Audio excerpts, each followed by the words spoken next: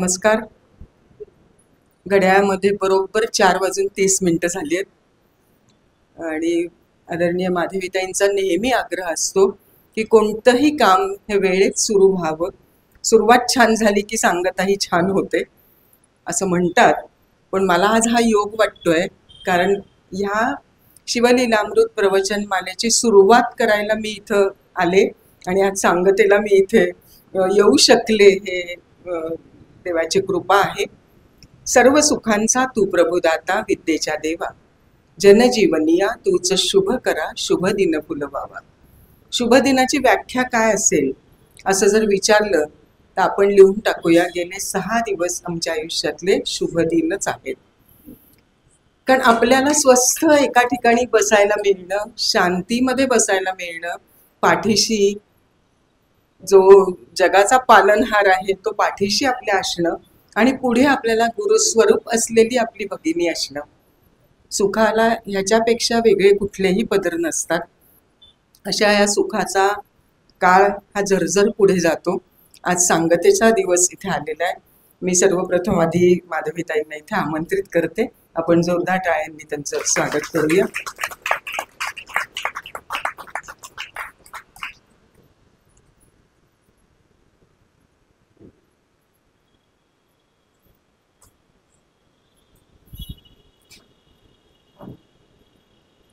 असं म्हणतात की सुखाचा काळ झरकन संपून जातो आणि नको असलेला काळ मात्र रेंगाळत रेंगाळत परत परत आपण आठवत राहतो.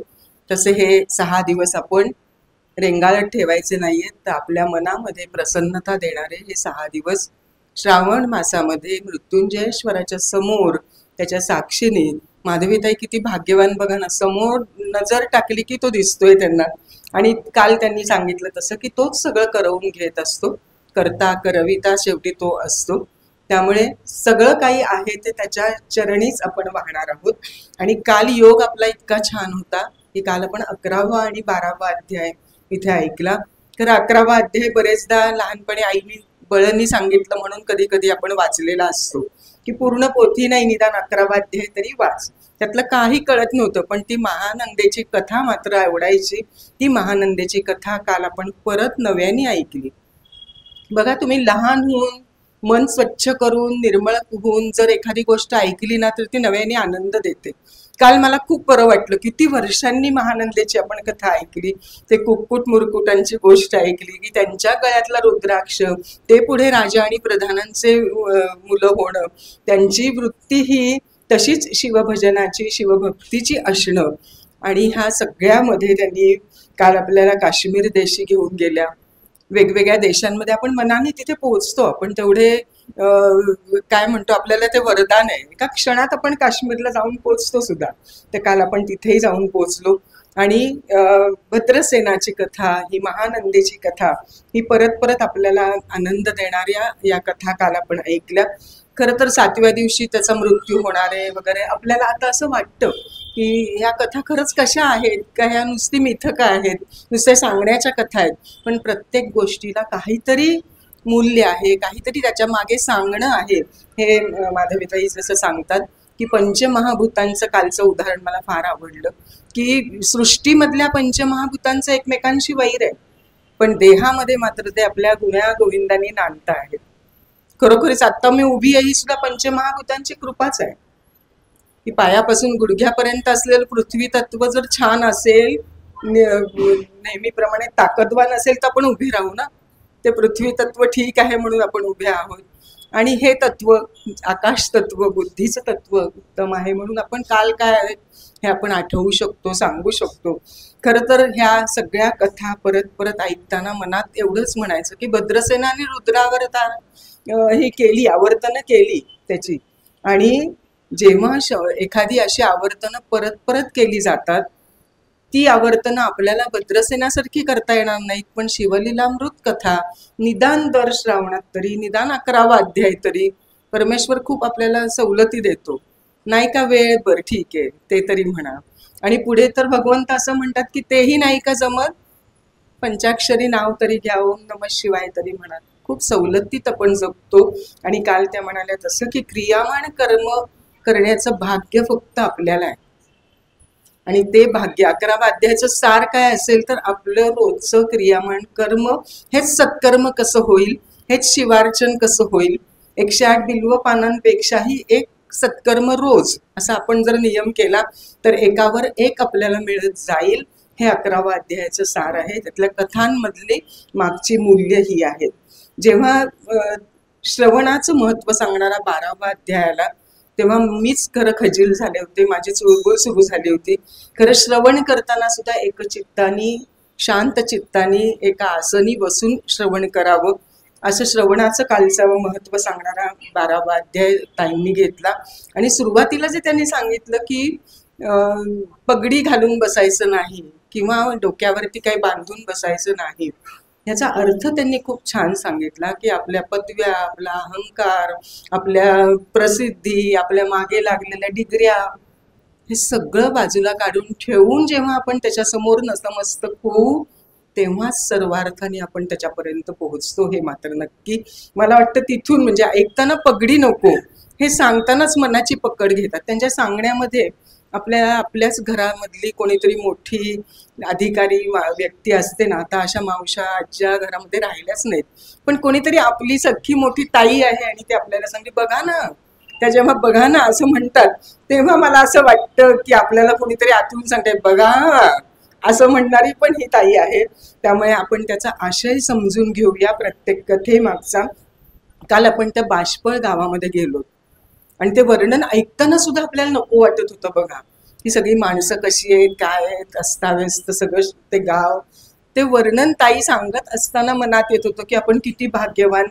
त्याचा उल्लेखही त्यांनी केला की आपण पुण्य घेऊन जन्माला आलोय, म्हणून चांगल्या आईवडिलांच्या पोटी जन्माला आलो, चांगल्या गावात जन्माला आलो, चांगलं मैत्र मिळालं. आज मैत्र दिन आहे ना, माधवीन ताईंसारखी मोठी सखी आपली मैत्र भावनेतली असावी, यापेक्षा आणखीन काय भाग्य असावं. त्यामुळे आज त्यामुळे हे सगळं बाष्पळ गावात आपण नाही आहोत आणि त्या गावाकडे आपल्याला फिरकायचंही नाहीये. मग त्याच्या पत्नीची ती कथा आपण ऐकली, ती कशी अनावधानाने तिथे पोचली आणि तिला त्या शंकराच्या यात्रेला म्हणून ती गेली, मजा करायला म्हणून गेली, पण पुढे तिनेच आपल्या पतीचाही शोध घेतला. ह्या सगळ्या कथा आपण ऐकताना जुनं सगळं माफ करायला शिकलं पाहिजे. त्या पत्नीने सुद्धा पतीचा शोध घ्यावा आधी. म्हणजे आई वडिलांचं जसं कल्याण व्हावं असं म्हटलं जातं प्रत्येक वेळेला वर मागितल्यानंतर, तसं ह्या पत्नीने सुद्धा पतिधर्म म्हणून माझा पती सध्या कुठे आहे असं जेव्हा विचारलं तेव्हा जे काही होऊन गेलं असेल, मागं काही घेऊन गेलं असेल ते सोडून द्यावं, हे या कथेचं मर्म आहे. त्यामुळे ते धरून बसू नये. आर्ट ऑफ लिव्हिंगचे कोर्स आपण खूप करतो, खूप काही शिकतो, पण आर्ट ऑफ लिव्हिंग सोडून देण्याची कला आपल्यामध्ये येत नाही. ती यावी हे सांगणार ही, नाहीतर ती नुसतं श्रवण करून उपयोग नाही. आज मनात ठरवून जाऊया, इथून जाताना आजच्या दिवसातलं चांगलं काय आहे तेवढंच गाठोडं बरोबर घेऊन जाऊया. खूप हलकं वाटेल आपल्याला. जाऊ दे 5-7 वर्षापूर्वी काय कोणी काय केलं वगैरे ते सगळं काढून टाकूया. श्रवण उत्तम केलं तर हे काढायला मदत होते. आणि काल आपल्याला विष्णूनी मोहिनीचं रूप घेतलेलं त्या कथेपर्यंत आपण येऊन पोचलो. खरं तर त्या विश्वमोहिनीची कथा पण खूप सुंदर आहे, रामचरितमानसमध्ये ती खूप उत्तम येते. पण या सगळ्यामध्ये आपल्याला कैलास आणि वैकुंठावरती वारंवार नाही जाता येणार, पण आपण इतक्या भाग्यवान आहोत. आपण मनुष्य जन्म, मनुष्य योनी, काल त्यांनी सांगितलं तसं किती जन्म गेल्या जन्मी कोण होतो कुणाला आपण माहिती आहोत, पण ह्या जन्मी मनुष्य योनीमध्ये आहोत, मनुष्य जन्म घेतलेला आहे. हे खूप मोठं भाग्याचं. उत्तम श्रवण शक्ती मिळाली आहे, उत्तम डोळे मिळाले. खरं तर ही पंचेंद्रिय उत्तम मिळाली आहेत हेच आपण मुख्य श्रीमंत असल्याचं लक्षण आहे. आपल्या वयाला गुणिले 365 करून बघा, इतके वर्ष, इतका काळ आपण आनंदात घालवलाय. आपण सगळ्या आपल्या हौशेमौशी करत इथपर्यंत आलो आहोत. आता अपार कृतज्ञतेने आपण आपला प्रत्येक दिवस सुरू केला पाहिजे. आज कृतज्ञता माधवीताईंबद्दल व्यक्त करते की शिवलीलामृतावरती असं व्याख्यान, असं 6 दिवसाचं सलग बोलणं, केवळ पोथी वाचन नव्हे, त्याच्या मागचा आशय सांगणं, हे मी खरंच प्रथम ऐकलं. त्यामुळे आज माधवीताईंच्या चरणी आपण बसल्या बसल्या मनोमन वंदन करूया, त्यांच्या ज्ञानाला वंदन करूया. आणि ही अशी ज्ञानवंत आपल्याला श्रीमंत करणारी मैत्री या परमेश्वरांनी कायम आपल्याला द्यावी आणि त्या मैत्रिणीला उदंड आयुष्य लाभू अशी प्रार्थना करते. आणि आज आपण भाग्यवान आहोत की आज आपण सगळ्याचं सार ऐकणार आहोत. जे मध्ये काही सुटलं असेल त्याचं सार ऐकूया. मी शंकरांच्या साक्षीने माधवीताईंना विनंती करते की त्यांनी आम्हाला श्रवणात अमृतामध्ये शिंब करावं. बर बर, बोला बोला.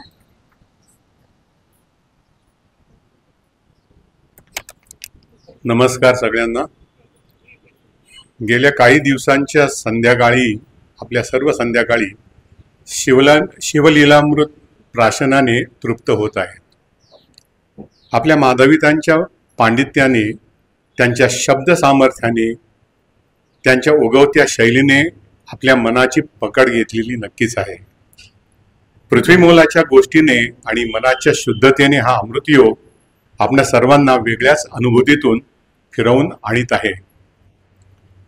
कालच्या निरूपणाने माधवीताईंनी आपल्याला कालौघातल्या विविध सिद्धांती पचनी पडतील अशा गोष्टी स्वरूपात हे शिवलीला अमृताचे सार पाजवून आपल्याला संपूर्णपणे अमृतमय केलेलं आहे. त्यांना शतशत नमन.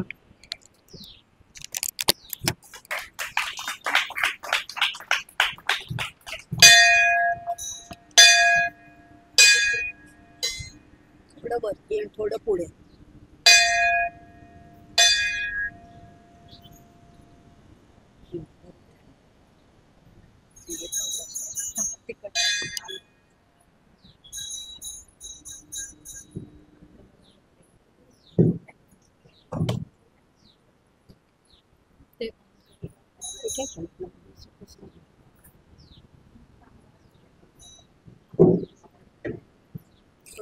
आहे पाहिजे बस.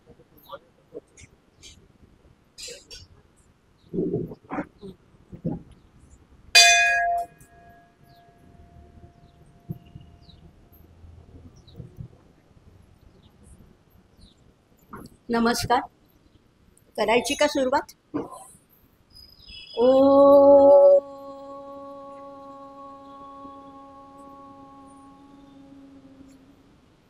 वक्रतुंड महाकाय सूर्यकोटि समप्रभ निर्विघ्नं कुरु मे देव सर्वकार्येषु सर्वदा. अज्ञानतिमिरान्धस्य ज्ञानाञ्जनशलाकया चक्षुरुन्मीलितं येन तस्मै श्रीगुरवे नमः. केयूरान् विभूषयन्ति पुरुषं हारान् चन्द्रोज्ज्वलाः. न स्नानं न विलेपनं न कुसुमं नालङ्कृता मूर्धजा. वाण्येकासमलङ्करोति पुरुषं या संस्कृता धार्यते. क्षीयन्ते खलु भूषणानि सततं वाग्भूषणं भूषणं. कैलासराणा शिवचन्द्रमौळी फणीन्द्रमाथा मुकुटी झळाळी. कारुण्यसिन्धू भवदुःखहारी तुझ वीण शंभो मज कोण तारी. ओम त्र्यंबकै यजामहे सुगंधिं पुष्टिवर्धनम् उर्वारुकमिव बन्धनात् मृत्योर्मुक्षीयमामृतात्. ओम शांति शांति शांति. ठीक आहे का? हे जरा लांबच वाटते.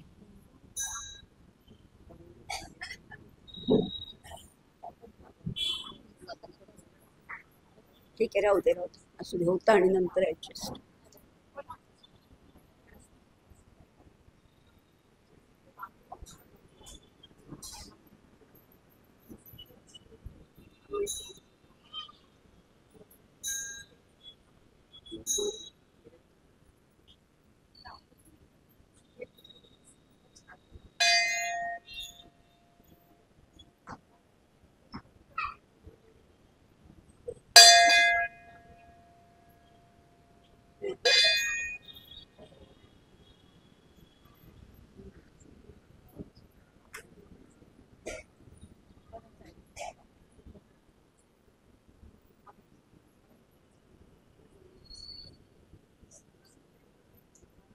राहू दे. आता काय नसेल. राहू दे. नाही होत असेल तर ठीक आहे, आता काही होत नाही तर बघ उलटे करतात.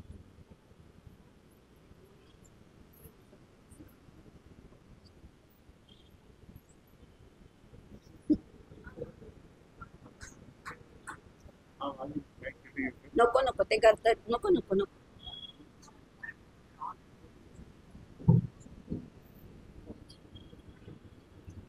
हा खाली जातो. हा कसा बसलाय का?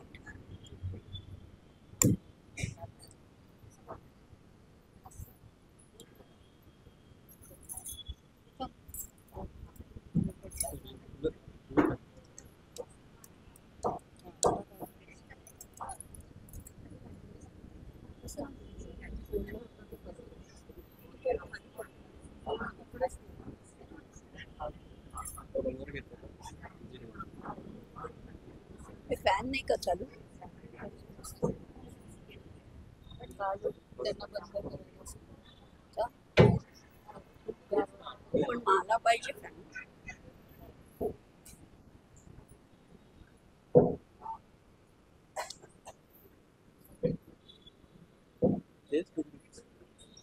हा ठीक आहे. आता राहू दे. आता काहीच करू नये. बरोबर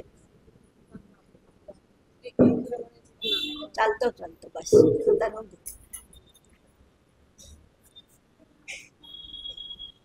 ए फॅन लाव म्हणा.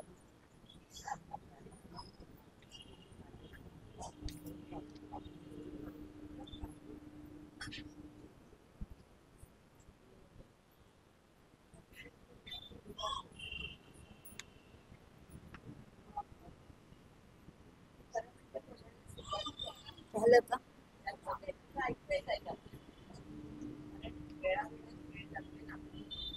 नमस्कार. सुरुवात करूया आपण. त्यांचं चालू देत.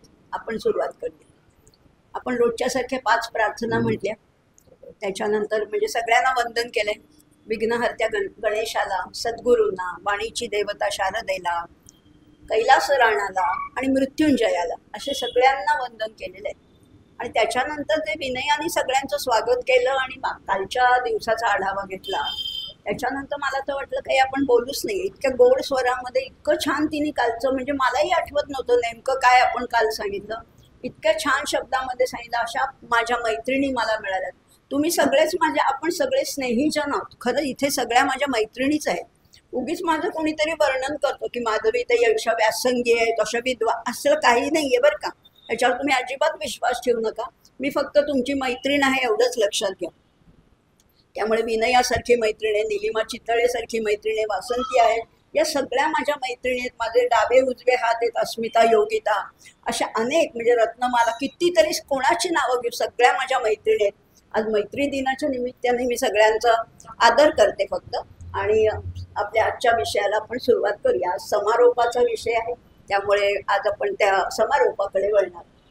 आता 12 अध्याय झाले सुद्धा. 5 दिवसांमध्ये बघता बघता 12 अध्याय झाले.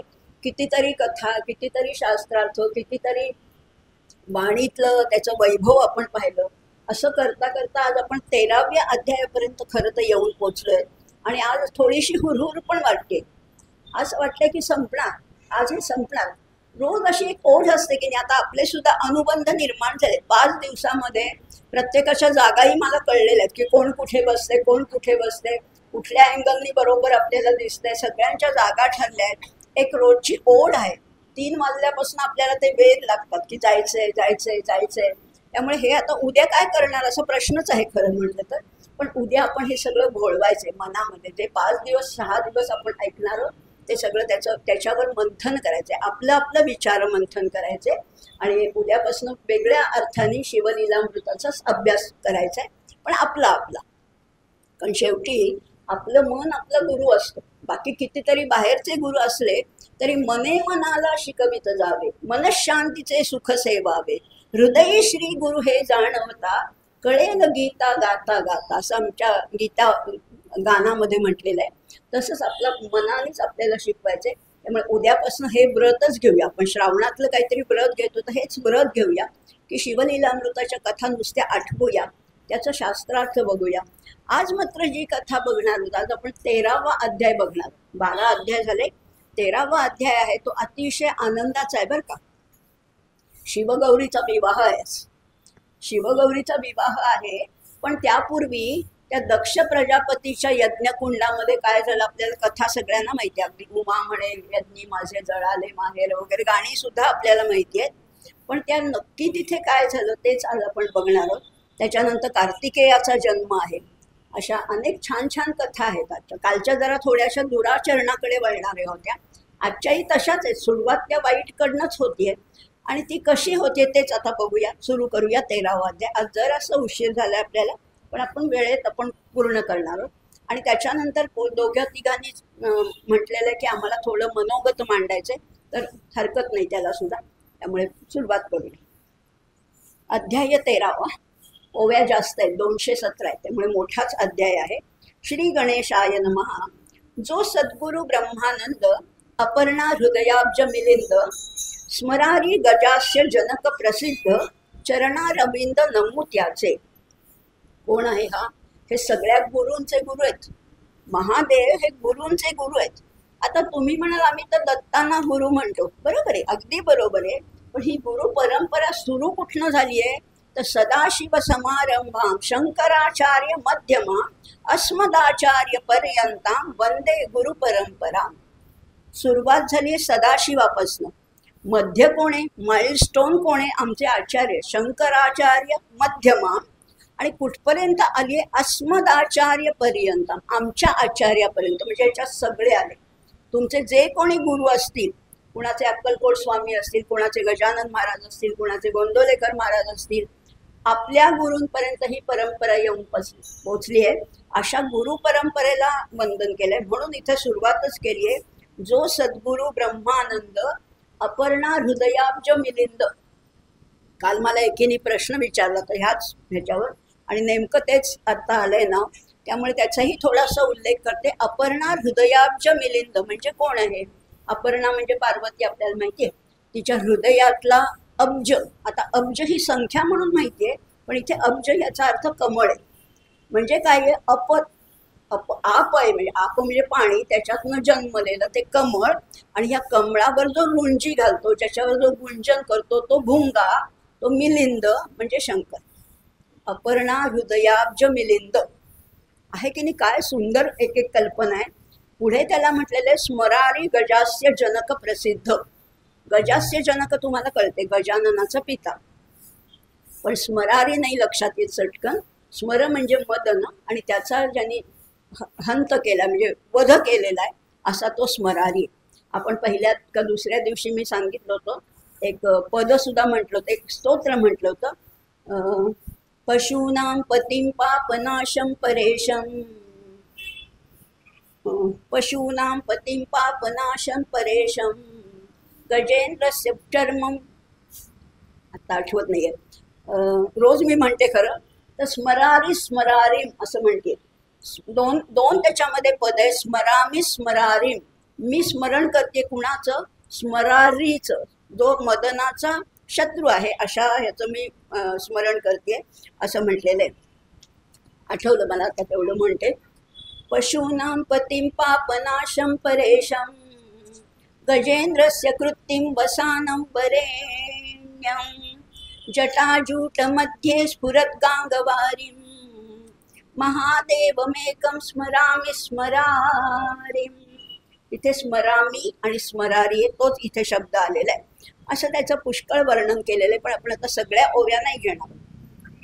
आता सगळेजण त्याचं वंदन करतायत, त्याला नमन करतायत. म्हणजे दक्ष प्रजापती पवित्र आरंभिता झाला महासत्र निंदोनी स्वामी त्रिनेत्र सर्व निर्जर बोलाविले. जगामध्ये अशी एकही व्यक्ती नाहीये की ज्याचा सगळेजण स्तुती करतील, अशी एकही व्यक्ती नाही. तुम्ही कितीही चांगलं वागा. राजकारणात आपण बघतोय एखाद्या चांगल्या व्यक्तीला किती लोक निंदा करतायत, किती त्याच्यावर टीका करतायत, आपण बघतो हे सगळं. कितीही तुम्ही जगामध्ये चांगले वागा की 100% लोक तुमची स्तुती करणारच नाही. काही 2%, 98% एक वेळ करतील, 2% दुष्ट किंवा निंदक असतातच. आता सगळे अगदी इथे पुष्कळ वर्णन केले, कुणी कुणी याची स्तुती केली, हे सगळं वर्णन केलंय. पण दक्ष प्रजापतीला मात्र हे अजिबात काही ह्याचं वागणंच आवडत नव्हतं. त्यामुळे त्यांनी पुष्कळ त्याची निंदा केलेली आहे. त्यामुळे शिवमहिमा नेणोनी अद्भुत दिवसनिशी दक्ष निंदित नरमुंड माळा अपवित्र बहुत गळा घालीत कैसा हा कसला आहे? तुम्ही काय त्या शंकराची स्तुती करताय? काय गळ्यामध्ये त्या नरमुंड माळा काय घातल्या आहेत? ओले गजचर्म प्रावरण, ओलं गजचर्म काय घाण वास येणारं काय परिधान करतोय? न कंटाळे दुर्गंधीने मन भिक्षा मागे नर कपाळ घेऊन वसे स्मशानी सर्वदा. स्मशानात काय राहतोय? किती घाणेरडा आहे. चिताभस्म अंगी चर्चिले, अंगाला चिताभस्म लावतोय. विखार ठाई ठाई वेष्टिले, विखार म्हणजे इथे सर्प आहे.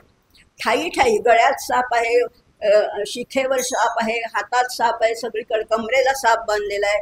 ठाई ठाई विखार पेरिले भ्रष्ट तितुके अंगीकारिले सर्व पाळे भूतांचे. सगळीकडे वाईटच आहे त्याचं. काय तुम्ही त्याची स्तुती करताय? मला काही कळत नाहीये. अभद्र तितुके अंगीकारिले यासी कोण म्हणतील भले, ज्यासी जे योग्य नाही बोलिले ते दिले येणे सर्वस्वे. यासी देव म्हणेल कोण? याला तुम्ही देव म्हणताय? यासी देव म्हणेल कोण? क्रोधे संतप्त अनुदिन तृतीय नेत्री प्रलयाग्न वाटे त्रिभुवन जाळीद. असं वाटतंय की ह्याच्या तिसऱ्या नेत्रातनं ते अग्नी काय येतोय. मस्तकी वाहे सदा पाणी नाचत जाऊन निज कीर्तनी भक्त देखता नयनी बैसे अवघे देऊनी.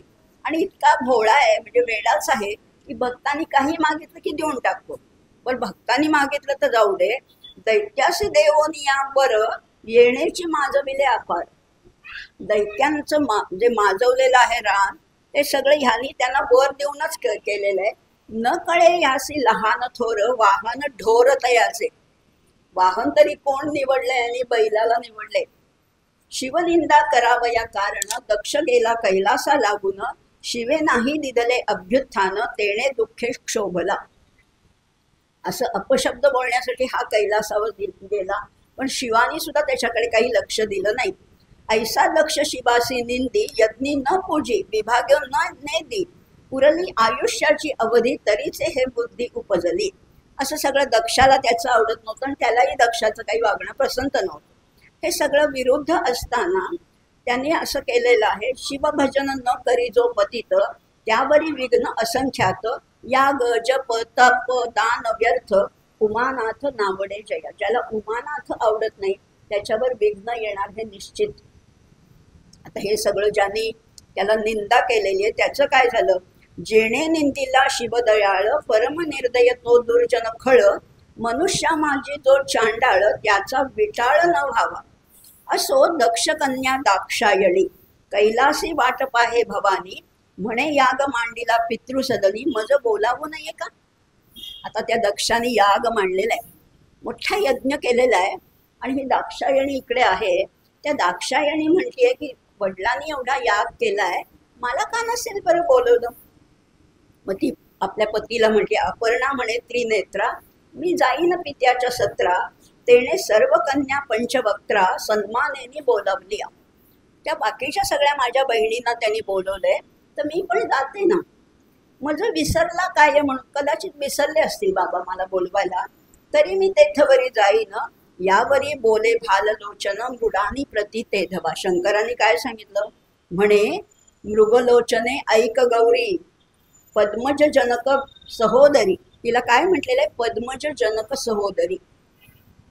पद्मज म्हणजे ब्रह्मदेव, कमळातनं निर्माण झाले ना ब्रह्मदेव, त्याचा जनक म्हणजे विष्णू आणि त्याची भगिनी कोण आहे तर ती ही पार्वती आहे.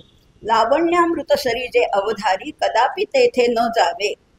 तुझा पिता कसा आहे? निंदक आहे, कुटीला आहे, माझा द्वेष करतोय.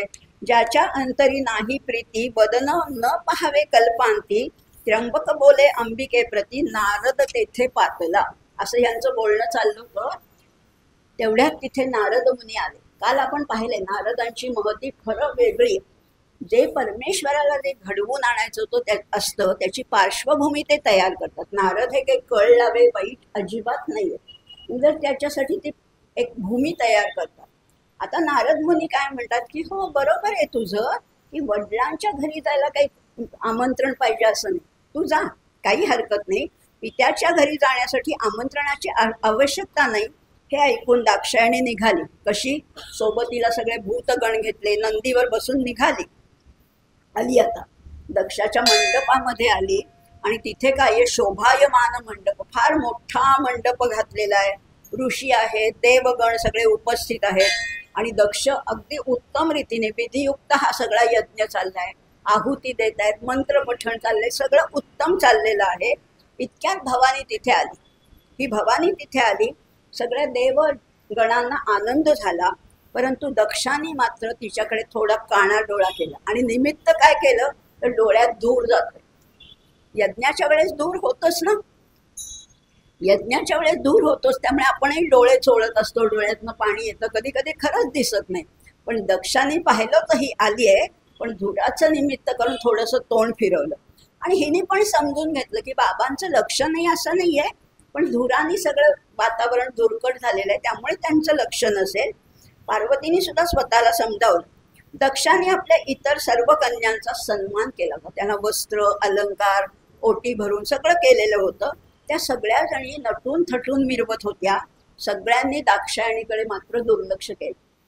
बघा, कुठे आपला अपमान झाला तर एक वेळ आपल्याला सहन होईल, पण माहेरी अपमान झाला की तिला ते अगदी हृदयाला लागलं.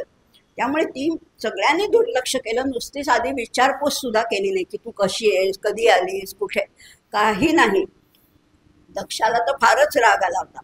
पण लक्षात घ्या, ही साधी माहेरवाशीण नव्हती, ही दाक्षायणी होती. आणि दाक्षायणी म्हणजे कोण आहे तर दाक्षायणी म्हणजे साक्षात आदिमाया आहे. साक्षात ती प्रणव रूपिणी आहे, अनंत ब्रह्मांडाची स्वामिनी आहे. तिने मनात आणलं तर हा विश्वाचा पसारा क्षणार्धात ती आटपून टाकू शकते, अशी तिची शक्ती आहे खरं म्हटलं तर. कारण ती कोण आहे? ती प्रकृती आहे. पुरुष आणि प्रकृती अशी जोडी आहे. आपण 2-3 दिवस बोलतोय ह्याच्यावर.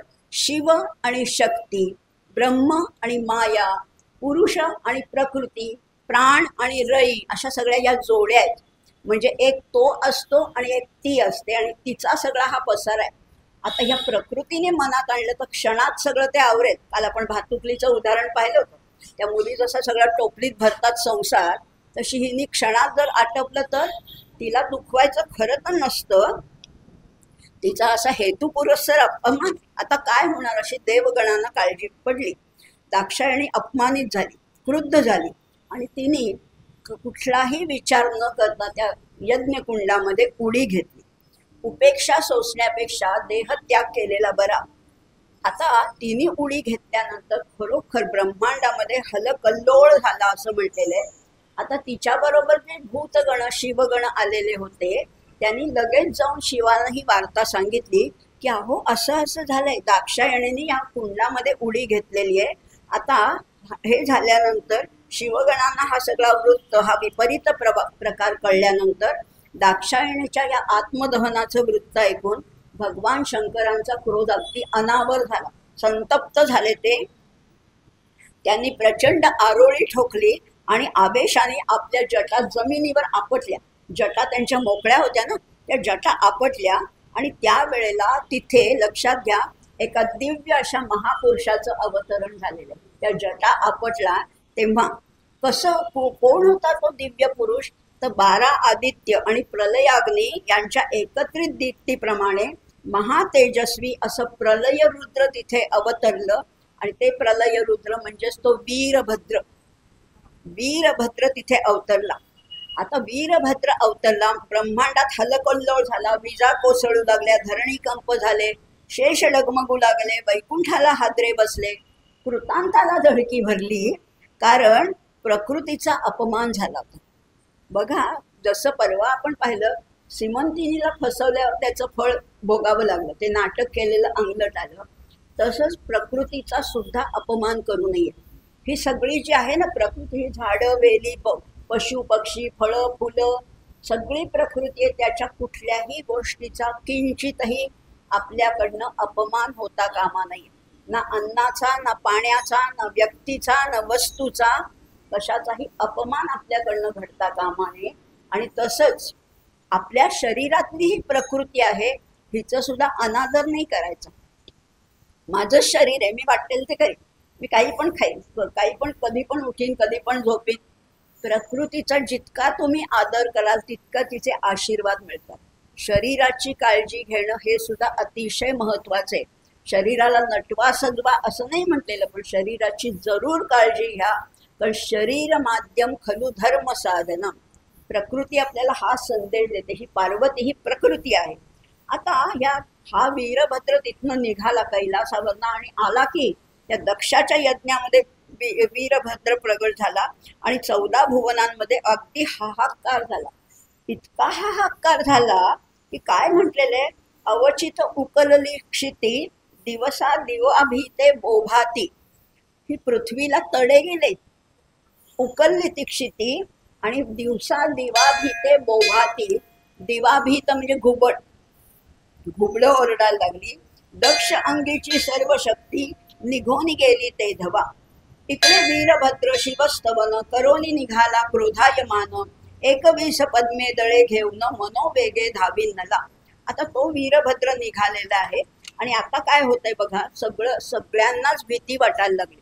प्रकृतीचा अपमान झाला. आता बघा, इंद्रादी देवांचा थरकाप झाला. जे ऋत्विज होते ना त्या यज्ञकुंडामध्ये, यज्ञ मंडपामध्ये, ऋत्विज कधी खरं आपलं कार्य सोडून जात नाहीत, पण आता ते त्या आहुती सुद्धा टाकून दिल्या आणि तेही पळायला लागले, दशदिशांना पळायला लागले. त्रैलोक्यात आकांत झाला, सगळे भयविह्वल झाले. आता पुढचं वर्णन तर बिभत्स रसाकडे नेणार आहे. बिभत्स खरं तर बोलवत नाहीये, पण थोडंसं बघूया आपण. इतके सगळे भीतीने कंपित झाले. काहींना तर वस्त्रातच मलमूत्र विसर्जन केले, काहींची वस्त्र गळून पडली. चंद्र कोंबड्याच्या रूपाने पळून गेला, अग्नी मोराच्या रूपाने, यम बगळ्याच्या रूपाने, वरुण सशाच्या रूपाने, सूर्य कपोताच्या रूपाने, इंद्र पोपटाच्या रूपाने आणि नवग्रह पक्षाच्या रूपाने उडून गेले. म्हणजे सृष्टीमध्ये सगळा हलकल्लोळ माजलेला आहे. विजेचा लोळ कोसळावा तसा हा वीरभद्र आता यज्ञ मंडपामध्ये घुसला. आता दक्षांना सुद्धा भीती वाटायला लागली. कुठलंही नीच कर्म पापकृत्य करताना काही आपल्याला जाणवत नाही, पण केल्यानंतर जर त्याची अशी फळं दिसायला लागली, आता दक्ष सुद्धा थरथर कापायला लागले. तेव्हा त्या वीरभद्राने त्यांचा शिरच्छेद केलाय. दक्षांचं शिर त्यांच्या धडापासून वेगळं केलं. नुसतंच वेगळं केलं नाही, नुसतं कापलं नाही, तर ते शिर अशा जोराने कापलं ते उंच उडालं आणि पुन्हा खाली पडलं. त्या दक्षाचं शिर उंच उडून पुन्हा खाली पडलं असंही म्हटलेलं आहे. हा आकांत पाहून सगळ्या देवांनी आता शंकराला प्रार्थना केली आणि म्हणले की तुम्ही या आणि आता एकदा त्या दक्षांना उठवा. तेव्हा शंकर आले आणि शंकरांनी सांगितलं की ते शिर आणून आता धडायला लावायला त्या वीरभद्राला सांगितलं. पण वीरभद्राने ते पायाखाली तुडवलं. ते दक्षाचं शिकण त्यांचा अपमान केला ना. कुणाचा? शिवांचा अपमान केला, वीरभद्राचा नाही, पण आपल्या स्वामीचा अपमान केलेला सहनच झाला नाही. त्यामुळे तो वीरभद्र म्हणाला मी नाही ते शिर देणार, मी ते तुडवून टाकणार आहे. त्यामुळे पुन्हा पुन्हा त्याला सांगितलं शिर आणून दे, पण वीरभद्र काही ते द्यायला तयार नाही. त्यांनी ते पायाखाली रगडून हे केलंय. वीरभद्र म्हणाला जो शिवाचा द्वेष करेल त्याची अशीच अवस्था व्हायला पाहिजे. बघा किती टोकाची स्वामी निष्ठा आहे. जो शिवाचा अपमान करेल त्याची अशीच अवस्था व्हायला पाहिजे. जो शिवनाम घेणार नाही त्याची मी जिव्हा छेदून टाकेन. वीरभद्र आता टोकाचं बोलतोय. जो शिवार्चन करणार नाही त्याचे हात पाय छेदून टाकीन. जो शिवस्थान पाहणार नाही त्याचे मी नेत्र फोडीन. अशी सगळी त्यांनी प्रतिज्ञा केली. आणि अजूनही म्हणजे तेव्हाही असं आपण बघतो हरी आणि हर याच्यामध्ये किंवा वैष्णव आणि शैव याच्यामध्ये पुष्कळ मध्यंतरीच्या काळामध्ये भेदाभेद होते. विष्णू मोठा शिव लहान असं जो कोणी म्हणेल अशा दुर्जनांचा पण मी संहार करीन. तेव्हा मी काही दक्षाचं शिर तुम्हाला परत देणार नाही. पुढे बघा आता नाईलाजानी काय झालं. नाईलाजानी मेंढ्याचं शिर आणून त्या दक्षाला बसवलंय. त्याचं शिर नाहीच मिळालं, त्याचं ते रगडून पार त्याचा चेंदामेंदा केलाय. तेव्हा मेंढ्याचं शिर आणून त्या दक्षाच्या धडावर बसवलं. तेव्हा शंकराने दक्ष जिवंत केला आणि मग शंकर तपश्चर्यासाठी त्या आनंदवनामध्ये 1000 वर्ष राहिलेले. असं ही कथा इथे दक्षाची कथा इथे समाप्त होतीये. दक्षाच्या कथेमध्ये काय यज्ञ मंडपामध्ये काय काय झालं हे पाहिलं. आता हिमालयाचीच पुत्री, आता तिचा दुसरा जन्म, हे दाक्षायणीचा जन्म संपला. इथे ही संपली कथा. तिने त्या यज्ञकुंडात उडी घेतली. आता हिमालयाची पुत्री म्हणून परत तिचा नवीन जन्म आहे, तेव्हा तिला पार्वती म्हटलेलं आहे. आणि ही पार्वती कशी होती? अतिशय सुंदर. प्रत्येक वेळेस सौंदर्याचं वर्णन करताना हे श्रीधर कवी किती उपमा वापरतात, किती सुंदर सुंदर उपमा वापरतायत. तिचे स्वरूप पहावया येती सुर भूसुर मिळून या, जिचे स्वरूप वर्णावया सहस्र वदना शक्ती नसे. तिचं रूप वर्णनच करता येत नाही. डोळ्यांना कशाची उपमा देतो? मृग, मीन, कल्हार, खंजन, कुरवंडी करावी नेत्रावरून. तिच्या डोळ्यांना उपमाच देता येत नाही. अष्टनायिकांचे सौंदर्य पूर्ण चरणांगुष्ठी न तुळेजीच्या. तिच्या अंगठ्याचं, पायाच्या अंगठ्याला सुद्धा या सगळ्यांची जरी बरोबरी केली तरी तिच्या पायाच्या अंगठ्याची सुद्धा सर येणार नाही, नखाची सर येणार नाही असं म्हटलेलं आहे. कशी होती ती? आकर्ण नेत्र निर्मळ मुखाब्ज. डोळे असे लांब होते कर्णापर्यंत, इतके डोळे सुंदर होते. निर्मळ मुखाब्ज, मुखकमल आहे. देखोनी लज्जित द्विजराज, म्हणजे पक्षीराज, म्हणजे फार सुंदर. कंठीरव देखोनी जिचा माज मुखन दाखवी मनुष्या. असं तिचं पुष्कळ वर्णन केलेलं आहे. खरं तर साक्षात आदिमायेने प्रणव रूपिणीने या हिमनग नंदिनीचं रूप घेतलं होतं. कोट्यावधी मदनजीच्या नखावरून ओवाळून टाकावे अशी ती होती. आता हे तिचं वर्णन झालं. शंकराचं तर आहेच आहे. आता पुढे इकडे दुसऱ्या बाजूला काय झाले? तारकासुराची कथा आहे. तारकासुराला असा एक शाप दिलेला होता की तुला कार्तिकेयाकडनं मृत्यू आहे. पण आता कार्तिकेय कोण? अजून काय, या दोघांचं अजून लग्न झालं नाही. कार्तिकेय कोण आहे? आणि कार्तिकेयाकडनं ह्याचं वध होणार आहे. त्यामुळे शंकर पार्वतीचा विवाह कधी होईल अशी देवांना काळजी लागलेली होती. या तारकासुराचे 3 पुत्र होते, तारकाक्ष, विद्युन्माली आणि कमललोचन. आता हे सगळं होत असताना पुढे एकदम जाणार आहोत. आता ह्या शिव उमेचा विवाह आहे. शिव उमेचा विवाह झाला. त्यांचा पुत्र आहे षण्मुख असा कार्तिकेय. आणि त्याच्या हातून तारकासुराचा वध कसा होतो तेही आपण बघणार आहोत. आता पुढची एक कथा आहे. हिमालयावर व्योमकेश अशा श्री शंकरांनी तप आरंभलेला आहे. व्योमकेश, व्योमकेश म्हणजे काय? सुंदर नाव आहे. व्योम म्हणजे आकाश. आकाश हेच ज्याचे केस आहेत, सगळे पसरलेले आहेत, हा व्योमकेश आहे. अशा श्री शंकरांनी तप आरंभलं. तेव्हा तपोभंग करण्यासाठी मनमथ म्हणजे मदन आलाय. मदनाची अनेक नावं आहेत बरं का. आपल्याला आत्ताच आपण स्मर पाहिलं, आत्ता स्मर हे नाव पाहिलं. मदनाची अनेक नावं आहेत. पण मदन खरं म्हटलं ना तर तेव्हा त्यांनी मदनाचा एकदा वध केला. आता मदन अस्तित्वातच नाहीये. तुम्ही म्हणाल हे काय सांगताय तुम्ही, मदन अस्तित्वात नाही असं कसं? तर मदन हा फक्त मनात असतो. केव्हा मनात असतो? जेव्हा तारुण्याची छटा किंवा नव्हाळी दिसायला लागते. अगदी किशोरवयीन मुलामुलींच्या मनामध्ये किंवा तरुणांच्या मनामध्ये मदन असतो. पण मदन अस्तित्वात नाहीये. म्हणून मदनाला एक नाव आहे अनंग. ज्याला अंग नाही असा तो आनंद आहे, अनंग आहे. त्याचं जो ध्वज आहे, त्याचं जे केतन आहे त्याच्यावर माशाचं चित्र आहे. पण मासा कसा असतो? चंचल असतो. आणि मनात चंचलता वाढवणारा हा मदन आहे. म्हणून त्याचं नाव आहे मीन केतन आहे. शफरी ध्वज आपण परवा पाहिलं. शफरी म्हणजे पण मासा. अनंग आहे. कुसुमेश आहे. त्याचा जो बाण आहे ना तो टोचणारा नाही आहे, फुलांचा बाण आहे. म्हणून तो कुसुमेश आहे. तो मनोज आहे, मनामध्ये जन्मणार आहे म्हणून तो मनोज आहे. स्मर अशी अनेक नावं आहेत. बघू आता आपण. तर हा त्याचा तपोभंग करण्यासाठी मनमथ रतीसह तिथे आला. शंकराचं तपोभंग करण्यासाठी रतीने पार्वतीचं रूप घेतलं होतं. वसंत ऋतूचा काल होता. वृक्षवेली पुष्पांनी वन शृंगारलेलं होतं. अशा वेळेला शिवाच्या मनामध्ये सुद्धा कामदेवानी प्रवेश केला. तेव्हा पक्षी पुष्कळ किलबिलाट करायला लागले. शिवाचं ध्यान भंग पावलं. ते पक्षी हाकलण्यासाठी जेव्हा नंदिकेश्वर दूर गेला तेव्हा पार्वतीच्या मनामध्ये मदनाविषयी कामभावना जागृत झाली. कारण मदन म्हणजे साक्षात पुरुषाचं सौंदर्य कसं असावं ते मदनासारखं. शिवानी जेव्हा नयन उघडलं तेव्हा त्यांना तो मीनकेतन दिसला. आणि त्यांनी त्या तपात विघ्न आणल्यामुळे ते इतके क्रुद्ध झाले. त्याने 3रा डोळा उघडला. त्याच्यातनं तो प्रलयाग्नी बाहेर आला. आणि त्यांनी कामदेवाला भस्म केलं. त्या दिवशी हुताशनी पौर्णिमा होती. होळी पौर्णिमा होती असं म्हटलेलं आहे. इकडे काय झालं, ही मग नगकन्या पार्वतीने शिवप्राप्तीसाठी तप केलं होतं. आपल्याला माहिती आहे तिला शिवाची प्राप्ती करून घ्यायची होती म्हणून तिने तप केलं होतं.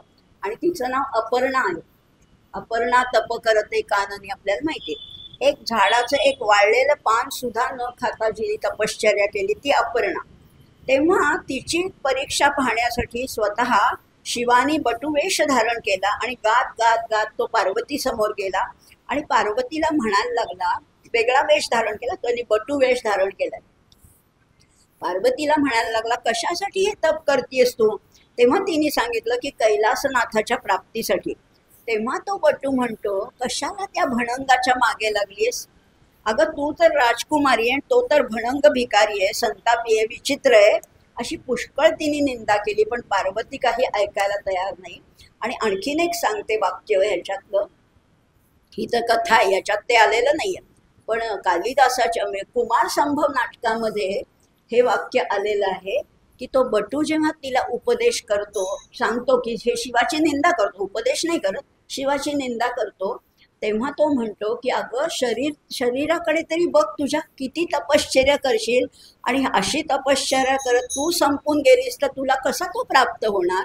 आणि तेव्हाच हे वाक्य आहे, शरीर माध्यम खलु धर्म साधन. आपण जे नेहमी त्याचा उल्लेख करतो पण आपल्याला ते कशातलं हे माहित नाही. त्या बटूनी पार्वतीला सांगितलेलं हे वाक्य आहे की शरीर असेल तरच तुझा आणि त्याचा विवाह होईल. तपश्चर्या करता करता तू संपून गेलीस तर कुठला शिव? हे पुष्कळ निंदा करत होता. पार्वती रागवली आणि तेव्हा शिवशंकरांनी म्हणजे त्या बटूने आपलं मूळ रूप धारण केलं आणि तो शिवशंकर होता. शिवानी त्या सप्तर्षींना हिमालयावर पाठवलं. अरुंधतीने त्या निरखून भवानीकडे पाहिलं आणि शिवभवानीचा जोडा अतिशय उत्तम असल्याचं सांगितलं आणि लग्न मुहूर्त ठरला. आता लग्न ठरलं, या दोघांचं सगळे वऱ्हाडी निघालेत, मोठा मंडप घातलेला आहे. परंतु जेव्हा सगळे आता मंडप मोठा, एखाद्या मोठ्या घरी आपल्याला आमंत्रण असतं, फार मोठं अगदी थोडा मोठ्याचं लग्न असतं, आपण अगदी हौसेने छान आपल्या अगदी ठेवणीतल्या साड्या बिड्या घेऊन आपण जातो, वस्त्र अलंकार. आणि जेव्हा त्या वराकडे पाहिलं सगळ्यांची इतकी निराशा झाली. असला वर, याच्यासाठी आम्ही एवढ्या आलेत लांबनं असं सगळ्यांना वाटायला लागलं की हा कुठला वर? दशसहस्र योजने मंडप उभविला तेज अमुप, सुवर्ण सदने देदीप्य जानवशाशी निघाली. जानवसा असायचा पूर्वी, तशी सगळे वऱ्हाडी निघालेत. पण शिवस्वरूप पाहता समस्त वऱ्हाडी होती विस्मित, एक म्हणती वृद्ध बहुत पुराण पुरुष अनादी. हा एवढा म्हातारा वर आहे का? हा तर पुराण पुरुष वाटते, हा म्हातारा वाटतोय. पण दुसरी एक गोष्ट लक्षात घेऊया, खरंच आहे त्याला पुराण पुरुष म्हटलेलं आहे, पण ते चांगल्या अर्थाने सुद्धा म्हणतात. जसं विष्णू सहस्रनामामध्ये विष्णूला स्थवीर म्हटलेलं आहे. स्थवीराचा खरा अर्थ आहे म्हातारा. म्हातारा का म्हटलंय? विष्णूला म्हातारा म्हणण्याचं काय कारण आहे? कारण तो सगळ्याचा आदी आहे, तो आदी आहे, सुरुवात तिथनं झाली आहे म्हणून तो वृद्ध आहे. इथे सुद्धा शिवाला म्हटले हा फारच म्हातारा दिसतो आणि नवरी किती सुंदर आहे, ही सगुण आहे आणि तो निर्गुण आहे. आणि तसंच या दोघांची जी आपण दुसऱ्या दिवशी पण म्हटलं होतं, अपोजिट पोल्स अट्रॅक्ट. त्यामुळे दोघं फारच विरुद्ध आहे. हा इतका वृद्ध आणि ही इतकी तरुण आहे, हा इतका संतापी आणि ही इतकी सुकोमल आहे, सगळी विरुद्ध जोडी आहे. चांपेय गौरार्ध शरीर काय, कर्पूर गौरार्ध शरीर काय, धम्मिल्ल कायच जटाधराय नमः शिवायच नमः शिवाय. अशी विरुद्ध जोडी खरं जमली खरी. पण आता काय झालं, विवाह तर झाला, सगळे जरा निराश झाले. पण नंतर विवाहानंतर पार्वतीला घेऊन हा शूलपाणी कैलासावर आला. तेव्हा सगळ्या देवांनी प्रार्थना केली की तुम्ही त्या कामदेवाला मदनाला नष्ट केलं, त्यामुळे आता विश्वाची उत्पत्ती खुंटली. काम आवश्यक आहे, कामाची निंदा केलेली आहे, पण पुरुषार्थामध्ये त्याला स्थान दिलेलं आहे. धर्म अर्थ काम मोक्ष, काम हवाच, पुनरुत्पत्तीसाठी काम हवाच असं म्हटलेलं आहे. मग आता सगळं तुम्ही कामदेवाला नष्ट केलं त्यामुळे विश्वाची उत्पत्ती खुंटली, तेव्हा विचार करून त्यांनी मन्मथाला पुन्हा उठवलं, जिवंत केलं, पण त्याला शरीर दिलं नाही. तो आहे, अस्तित्वात आहे, पण तो अनंग आहे. एवढंच लक्षात घेऊया आपण. आता हे सगळं झालं, विवाह उत्तम झाला, कैलासावर सगळे पुन्हा आलेले आहेत. आता जेव्हा सगळ्या गोष्टी चांगल्या होतात तेव्हा असुरांना राहवत नाही. या अंधकाचा मुलगा जो तारकासुराने सगळीकडे आकांत मांडला होता, सगळे देव त्रस्त झाले होते, तेव्हा सगळे देव शिवाला शरण गेले. शिव पार्वती तेव्हा एकांतात होते, त्यामुळे कोणालाच तिथे प्रवेश नव्हता. शेवटी अग्नीला तिथे अतिथी म्हणून पाठवला आणि तो शिवाच्या नेत्रामध्ये, तिसऱ्या नेत्रामध्ये राहिला असं म्हटलेलं आहे. आता शिवशंकर हाका मारत होते की माझं वीर्य, आता हे एकांतात होते, शिव पार्वती एकांतात होते. शंकर म्हणाले की माझं वीर्य कोण धारण करेल. तेव्हा अंबिकेने ते अद्भुत वीर्य अग्नीला आणून दिलं. ते जिथे सांडलं तिथे रेतकूप तयार झाले. तो चंचल असा पारा जो कोणालाही धरता येत नाही. पारा म्हणजे शिवाचं वीर्य आहे असं म्हटलं जातं. त्यांनी ते अग्नीला अर्पण केलं आणि तिथे ते सांडलं, तिथे रेतकूप निर्माण झालं. तो पारा आहे आणि म्हणून पारा आणि शंकराचं फार जवळचं नातं आहे. पाऱ्याचं शिवलिंग, स्फटिकाचं शिवलिंग असतं. पारा कसा आहे, चंचल आहे पण तेजस्वी आहे. शेवटी कृशाननाने ते वीर्य प्राशन केला. अग्नी गरोदर झाल्यामुळे लज्जेने तो अरण्यात फिरू लागला. तेव्हा त्याला परमसुंदर अशा 6 ऋषीपत्नी दिसल्या. अशी कथा आहे, ती नको आपण बघायला, फार जरा वेगळ्या अंगाने जाणारी आहे. आता शिवानी आपला पुत्र कार्तिकेय याला घेऊन अपर्णेच्या स्तनी लावले. आता या दोघांना पुत्र झालेला आहे कार्तिकेय, त्याला 6 मुख आहेत. वस्तुतः ही कथा घ्यायला पाहिजे, त्याशिवाय कार्तिकेयाची कथा समजणार नाही. आता त्या काय म्हटलं मी, परमसुंदर अशा 6 ऋषीपत्नी दिसल्या. त्या गंगेमध्ये स्नान करत होत्या. जेव्हा त्या बाहेर येऊन उन्हात बसल्या तेव्हा अग्नीने तो गर्भ काढून त्या 6 जणींच्या पोटात घातला. 6 जणींना थोडा थोडा तो गर्भ दिलाय, त्यांच्या पोटात घातल्या. त्या गर्भिणी झाल्या, परंतु आश्चर्य आणि लज्जेमुळे त्या 6 जणींनी तो गर्भ काढून बाहेर ठेवला. तेव्हा त्यांचे रक्त एक झाले आणि त्यातून एक दिव्य शरीर निर्माण झाले, ज्याला 6 मुख आणि 12 हात होते. तोच हा कृत्तिका नक्षत्रावर जो कुमार जन्मला, तो कृत्तिका नक्षत्रावर जन्मला म्हणून तो कार्तिकेय. आणि त्या कार्तिकेयातला 6 मुख आहे, त्याचं वाहन मोर आहे आणि अशी त्याची कथा आहे. म्हणून मी आता तो गाळली होती, पण ती घ्यायला पाहिजे, त्याशिवाय कार्तिकेयाचं कळणार. आता हा पुत्र आहे का शिवाचाच पुत्र आहे, पण वीर्य त्याचं होतं, ते अग्नीने प्राशन केलं, त्या ऋषीपत्नींना दिलं वगैरे वगैरे कथा असली तरी ते आहे त्याचंच. शिवानी मग काय केलं, आपला पुत्र कार्तिकेय याला घेऊन अपर्णेच्या स्तनी लावले. तिनेही त्याला पुत्र मानून 7 वर्ष त्याचं पालन पोषण केलं. आता ही वार्ता देवांना समजली की शिवाला पुत्र झाला. आता सगळ्यांना आनंद झाला, पण तारकासुराचा वध होता तो ह्या कार्तिकेयाकडनं घडणार होता. सगळे देव तारकासुरावर आक्रमण करायला निघाले होते. तेव्हा इंद्राने कार्तिकेयाला सेनापती पद दिलेले. आपल्याला कल्पना असेल किंवा नसेल, प्रज्ञावर्धन स्तोत्र आहे. प्रज्ञावर्धन स्तोत्रामध्ये कार्तिकेयाची 28 नावं आहेत. त्याच्यामध्ये त्याला सेनानी म्हटलेलं आहे. सेनानी, तो सेनापती, कुणाचा, इंद्राचा सेनापती आहे. आता त्या इंद्राने त्याला अभिषेक केला. सगळ्या देवांनी त्या शिवनंदनाला विनंती केली की तुम्ही आम्हाला तारकासुरापासून वाचवा, अशी विनंती केलेली आहे. तारकासुर तर इतका बलाढ्य होता, पराक्रमी होता, सगळा गोंधळ घालत होता पृथ्वीवर. तो जितकी शस्त्र सोडत होता तितकी कार्तिकेय गिळून टाकत होता. तारकासुराने जेवढी शस्त्र सोडावी तेवढी याने कार्तिकेयाने गिळून टाकावी. शेवटी तारकासुराची सगळी शस्त्र संपली, तो निशस्त्र झाला, रथातून खाली उतरला. तेव्हा षडानन हा कार्तिकेय सुद्धा रथातून खाली उतरला आणि मल्लयुद्धाला सुरुवात झाली. 7 दिवस युद्ध सुरू होतं. तारकासुराला शेवटी अगदी जर्जर केलं आणि त्याला अगदी आपटून ठार मारलं. अशा रीतीने तारकासुराचा वध झाला. आता सगळ्या देवांना आनंद झाला. जेव्हा एखादा असुर मातलेला असतो आणि त्याचा वध होतो तेव्हा साहजिकच आकाशातून देव पुष्पवृष्टी करतात. तशी ही पुष्पवृष्टी सुद्धा झालेली आहे. मारीला जेव्हा तारकासुर 7 वर्षाचा शिवकुमार, हा कार्तिकेय केवढा होता, 7 वर्षाचा, मग सेनापतित्व समग्र इंद्रे तयासी दिधले असं सांगितलेलं आहे. आता या कार्तिकेयाची मुंज झाली. मग झाले मौंजी बंधन सर्व तीर्थे करी षडानन मग कपाटी बैसला जाऊन अनुष्ठान करी सुखे. असं सगळं जरी सांगितलं असलं तरी षडानन म्हणे अंबे प्रती. आता मुंज झाली बरं का, आता लक्षात घ्या. 7 वर्षाचा झाला त्याची मुंज झाली. षडानन म्हणे अंबे प्रती सांग स्त्रिया कैशा असती. त्याने स्त्रीच पाहिली नाहीये. कार्तिकेयाला तो स्त्री द्वेष्टा असं म्हटलं जातं ना. कार्तिकेयाचं दर्शन स्त्रियांनी घ्यायचं नसतं. त्यांनी विचारलं की कशा असतात स्त्रिया. म्या देखल्या नाही निश्चिती कैसी आकृती सांगे मज. अपर्णा म्हणे सुकुमारा मज सारख्या स्त्रिया सर्वत्र. अरे माझ्यासारख्याच असतात स्त्रिया. ऐकता हसे आले कुमारा काय उत्तरा बोलत. आता काय म्हणतोय बघा. तुझं सारख्या स्त्रिया जरी तुझं समान मज निर्धारी तुझ्या वचनाशी मातुश्री अंतर पडो ने दिमी. तुझ्यासारख्या आहेत ना मग सगळ्या स्त्रिया मला माते समानच आहेत. त्यामुळे मी स्त्रियांचं तोंड बघणार नाही. नाटोपे कुमार ते क्षणी आंबा दुःखे पडे धरणी जे त्रिभुवनपतीची राणी वेद पुराणी वंद्यजे. अरे तू कुमारा दावी वदन आलास तनासी पाना कोणासी पाजू षडानना निज वदना दाखवी.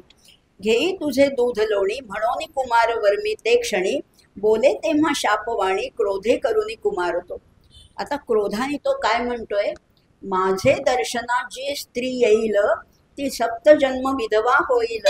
स्वामी दर्शना पुरुष येईल कार्तिक मासी कृत्तिका योगी. माझ्या दर्शनाला स्त्रियांनी यायचं नाही, नाही तर 7 जन्म त्यांना वैधव्य येईल. आणि एकच दिवस त्यांनी सांगितलंय कार्तिक महिन्यातल्या कृत्तिका नक्षत्रावर 1 दिवस असं म्हणतात. पर्वतीवर जे कार्तिकेयांचं मंदिर आहे तिथे 1 दिवस स्त्रियांना दर्शन अलाउड आहे, बाकी कधीच जायचं नाही. मग ते तसं घेतलं तर तो जन्म सौभाग्य होईल धनाढ्य वेद पारंग अनामिक हो वा मातंग दर्शने लाभ समानची. असं म्हणून तारकासुराचा वध झालाय, शिवगौरीचा विवाह झालाय. असा हा 13वा अध्यायीचे समाप्त होतोय. शिवलीलामृत ग्रंथ प्रचंड स्कंद पुराण ब्रह्मोत्तर खंड परिसोत सज्जन अखंड त्रयोदशोऽध्यायः गोडः इति त्रयोदशोऽध्यायः समाप्तः. श्री सांब सदाशिवार्पणमस्तु. शुभं भवतु शुभं भवतु शुभं भवतु. 13वा अध्याय झालेला आहे आणि आपण एक स्तोत्र घेणार. छोटं घेऊया आज कारण आपल्याला वेळ थोडा कमी पडतोय म्हणून थोडंसं छोटं स्तोत्र सुद्धा नाही, एक कडवं घेणार आहे. आणि ते सगळ्यांना तुम्हाला माहिती. आता काल जो विषय होता सृष्टी उत्पत्तीचा आठवतंय ना तुम्हाला. ब्रह्म एकटंच होतं, मग त्याला वाटलं आपण अनेक रूपांनी प्रगट व्हावं. एकोहम बहुश्याम प्रजायेयम. तसंच ते वर्णन करताना आणि त्याला स्तवन करताना त्याला म्हटलेलं आहे महिम्नामध्ये त्वमर्कस्त्वं सोमस् त्वमसि पवनस्त्वं हुतवहस् त्वमापस्त्वं व्योमत्वमुधरणिरात्मा त्वमिति च परिच्छिन्नामेवं त्वयि परिणता बिभ्रतु गिरं न विद्मस्तत्तत्वं वयमिह तु यत्त्वन्न भवसि. तूच सगळं आहेस. शंकराला म्हटलेलं आहे त्वम अर्क सूर्य तूच आहेस, त्वम सोम चंद्र तूच आहेस, त्वमसि पवनस्त्वं हुतवः वायू तूच आहेस, अग्नी तूच आहेस, त्वमापस्त्वं व्योम आप तूच आहेस, व्योम म्हणजे आकाश तूच आहे, त्वमुधरणिरात्मा त्वमिति च धरणी तूच आहेस, आत्मा तूच आहेस, परिच्छिन्नामेवं त्वयि परिणता बिभ्रतु गिरं न विद्मस्तत्तत्वं. आम्हाला कळतच नाही तू नक्की पंचमहाभूतातल्या तत्वातल्या कशात तू आहेस हेच आम्हाला कळत नाही. कारण तू कसा आहेस, तू अपरिच्छिन्न आहेस. तू अपरिच्छिन्न असल्यामुळे आम्हाला कळतच नाहीये. पण वयमिह तू यत्त्वन्न भवसि. आम्हाला तुझं रूप कळत नाहीये, पण आम्हाला एवढंच कळतंय की तू जसा आहेस त्याला नमस्कार कर. तव तत्वन्न जानामि कीदृशोऽसि महेश्वर यादृशोऽसि महादेव तादृशाय नमो नमः. खरंच मला काही कळत नाही नेमका तू आहेस कसा. काही तुझं तत्व कळत नाही, तुझी कशी आराधना करायची, तुझी पूजा कशी करायची, मला काही, मी फार अज्ञानी आहे, फार अडाणी आहे, मला काही कळत नाही. पण असू दे, माझी भक्ती मात्र अगदी निर्मळ भक्ती आहे. त्यामुळे यादृशोसी महादेव, जसा तू आहेस तशी माझी सेवा स्वीकार. माझी काहीतरी वेडी बागडी सेवा असेल पण तू स्वीकार. यादृशोसी महादेव तादृशाय नमो नमः. जसा असशील तसा आस बाबा, पण माझी ही सेवा तू स्वीकार करून घे. असं हे फार सुंदर एक छोटंसं कडवं आपण बघितलं. आणि आता 14व्या अध्यायाला सुरुवात करूया. पण आता आपल्याकडे 1च तास आहे आणि त्याच्यामध्ये आपल्याला पुष्कळ गोष्टी बघायच्या आहेत. आता जसं मी 2 दिवस आपण बोलतोय, यथा देहे तथा देवे. आपल्याला जसं होतं सगळं देवाला तसं कल्पना करायची. सगुण रूपामध्ये आपण जेव्हा त्याची आराधना करतो, पूजा करतो, आपल्याला जसं होतं अगदी रोजच्या पूजेमध्ये सुद्धा चंदन लावतं, कसं तरी फुलं, कुठेतरी गंध लावले, आपल्या एकदा ठोकले सगळीकडे, असं नाही करायचं. मनापासून आपण गंध इथे लावतो का? इथे लावतो ना, बरोबर. मग सगळं बरोबर. आंघोळीला पाणी आपल्याला बरोबर जसं पाहिजे तसंच लागतं. किती गार, किती कोमट, किती गरम, सगळं आपल्या मग देवाला वाटेल तसं पाणी नाही व्हायचं. थंडीच्या दिवसात जरा कोमट पाण्याचा अभिषेक करा, त्याला आवडतं त्याला. काल मी म्हटलं ना, पंढरपूरच्या विठोबाला उटी लावतात, स्वेटर घालतात, काय सुंदर. आंब्याची पूजा करतात. आपण इथे पेरूचं हे केलं होतं परवा. अशी पूजा करायची, कारण खरंच तसंच आहे. आणि तुमच्या माझ्या घरात जसं आहे सगळं वातावरण, शिवाच्या घरात सुद्धा तसंच आहे. थोडं भांड्याला भांडं सुद्धा लागतं की कधीतरी भांड्याला भांडं लागणार. आणि आपल्या सुद्धा मुलांमध्ये कितीतरी सिबलिंग रायव्हलरी असतेच ना. आपल्या मुलांमध्ये सुद्धा थोडीशी भांडणं असतात, थोडी गमती जमती असतात, थोडी चेष्टा मस्करी असते. मोठा दादा असतो तो लहान बहिणीची थोडीशी चेष्टा करतो, तिची वेणीच काय ओढतो, तिचं काहीतरी लपवूनच ठेवतो, असं करतो की नाही. शंकराच्या घरात तसंच आहे. सगळं तसंच चाललंय. काय काय चाललंय बघा. आधी त्याचं वंदन बघूया आणि मग त्याच्या घरातला काय जो कल आहे तो बघूया. आता वंदन करताना सुद्धा श्रीधर कवींची प्रतिभा मला प्रत्येक वेळेस पुन्हा पुन्हा मोहित करतीये. सुरुवात करताना अध्याय 14वा. श्री गणेशाय नमः. भस्मासुरहरणा भाललोचना भार्गव वरदा भस्मलेपना. भ बघा किती वेळा भची पुन्हा अनुप्रास झालेला आहे. भक्तवत्सला भवभयहरणा भेदातीता भूताधिपती भवानी बरा भक्त तारका भोगीभूषणा भूतपालका भाविक रक्षका भवभयहारका भक्त रक्षका भवशोषणा असं म्हटलेलं आहे. परत तचा अनुप्रास साधलेला आहे. त्रितापशमना त्रिदोषहरणा त्रिगुणातीता त्रिपुरांतका त्रिभुवनजनका त्र्यंबका त्रयीरक्षका त्रिकांड विद्या असं त्याचं वर्णन केलेलं आहे. आता ह्या पुष्कळ वर्णनानंतर आता पुढे काय म्हटलेलं आहे बघा. सिंहावलोकने तत्वता परिसा गजास्य षडास्यांची कथा दोघेही धाकुटे असता जगदंबा खेळवी प्रीतीने. आता 2 मुलं आहेत लहान, एक गजानन आहे आणि एक हा षडानन म्हणजे कार्तिकेय, गणपती आणि कार्तिकेय. दोघंही लहान होती आणि 2 लहान मुलं सांभाळणं काही सोपी गोष्ट नाहीये. आपण अनेकांनी अनुभवलेलं आहे. कसं काय शक्य आहे.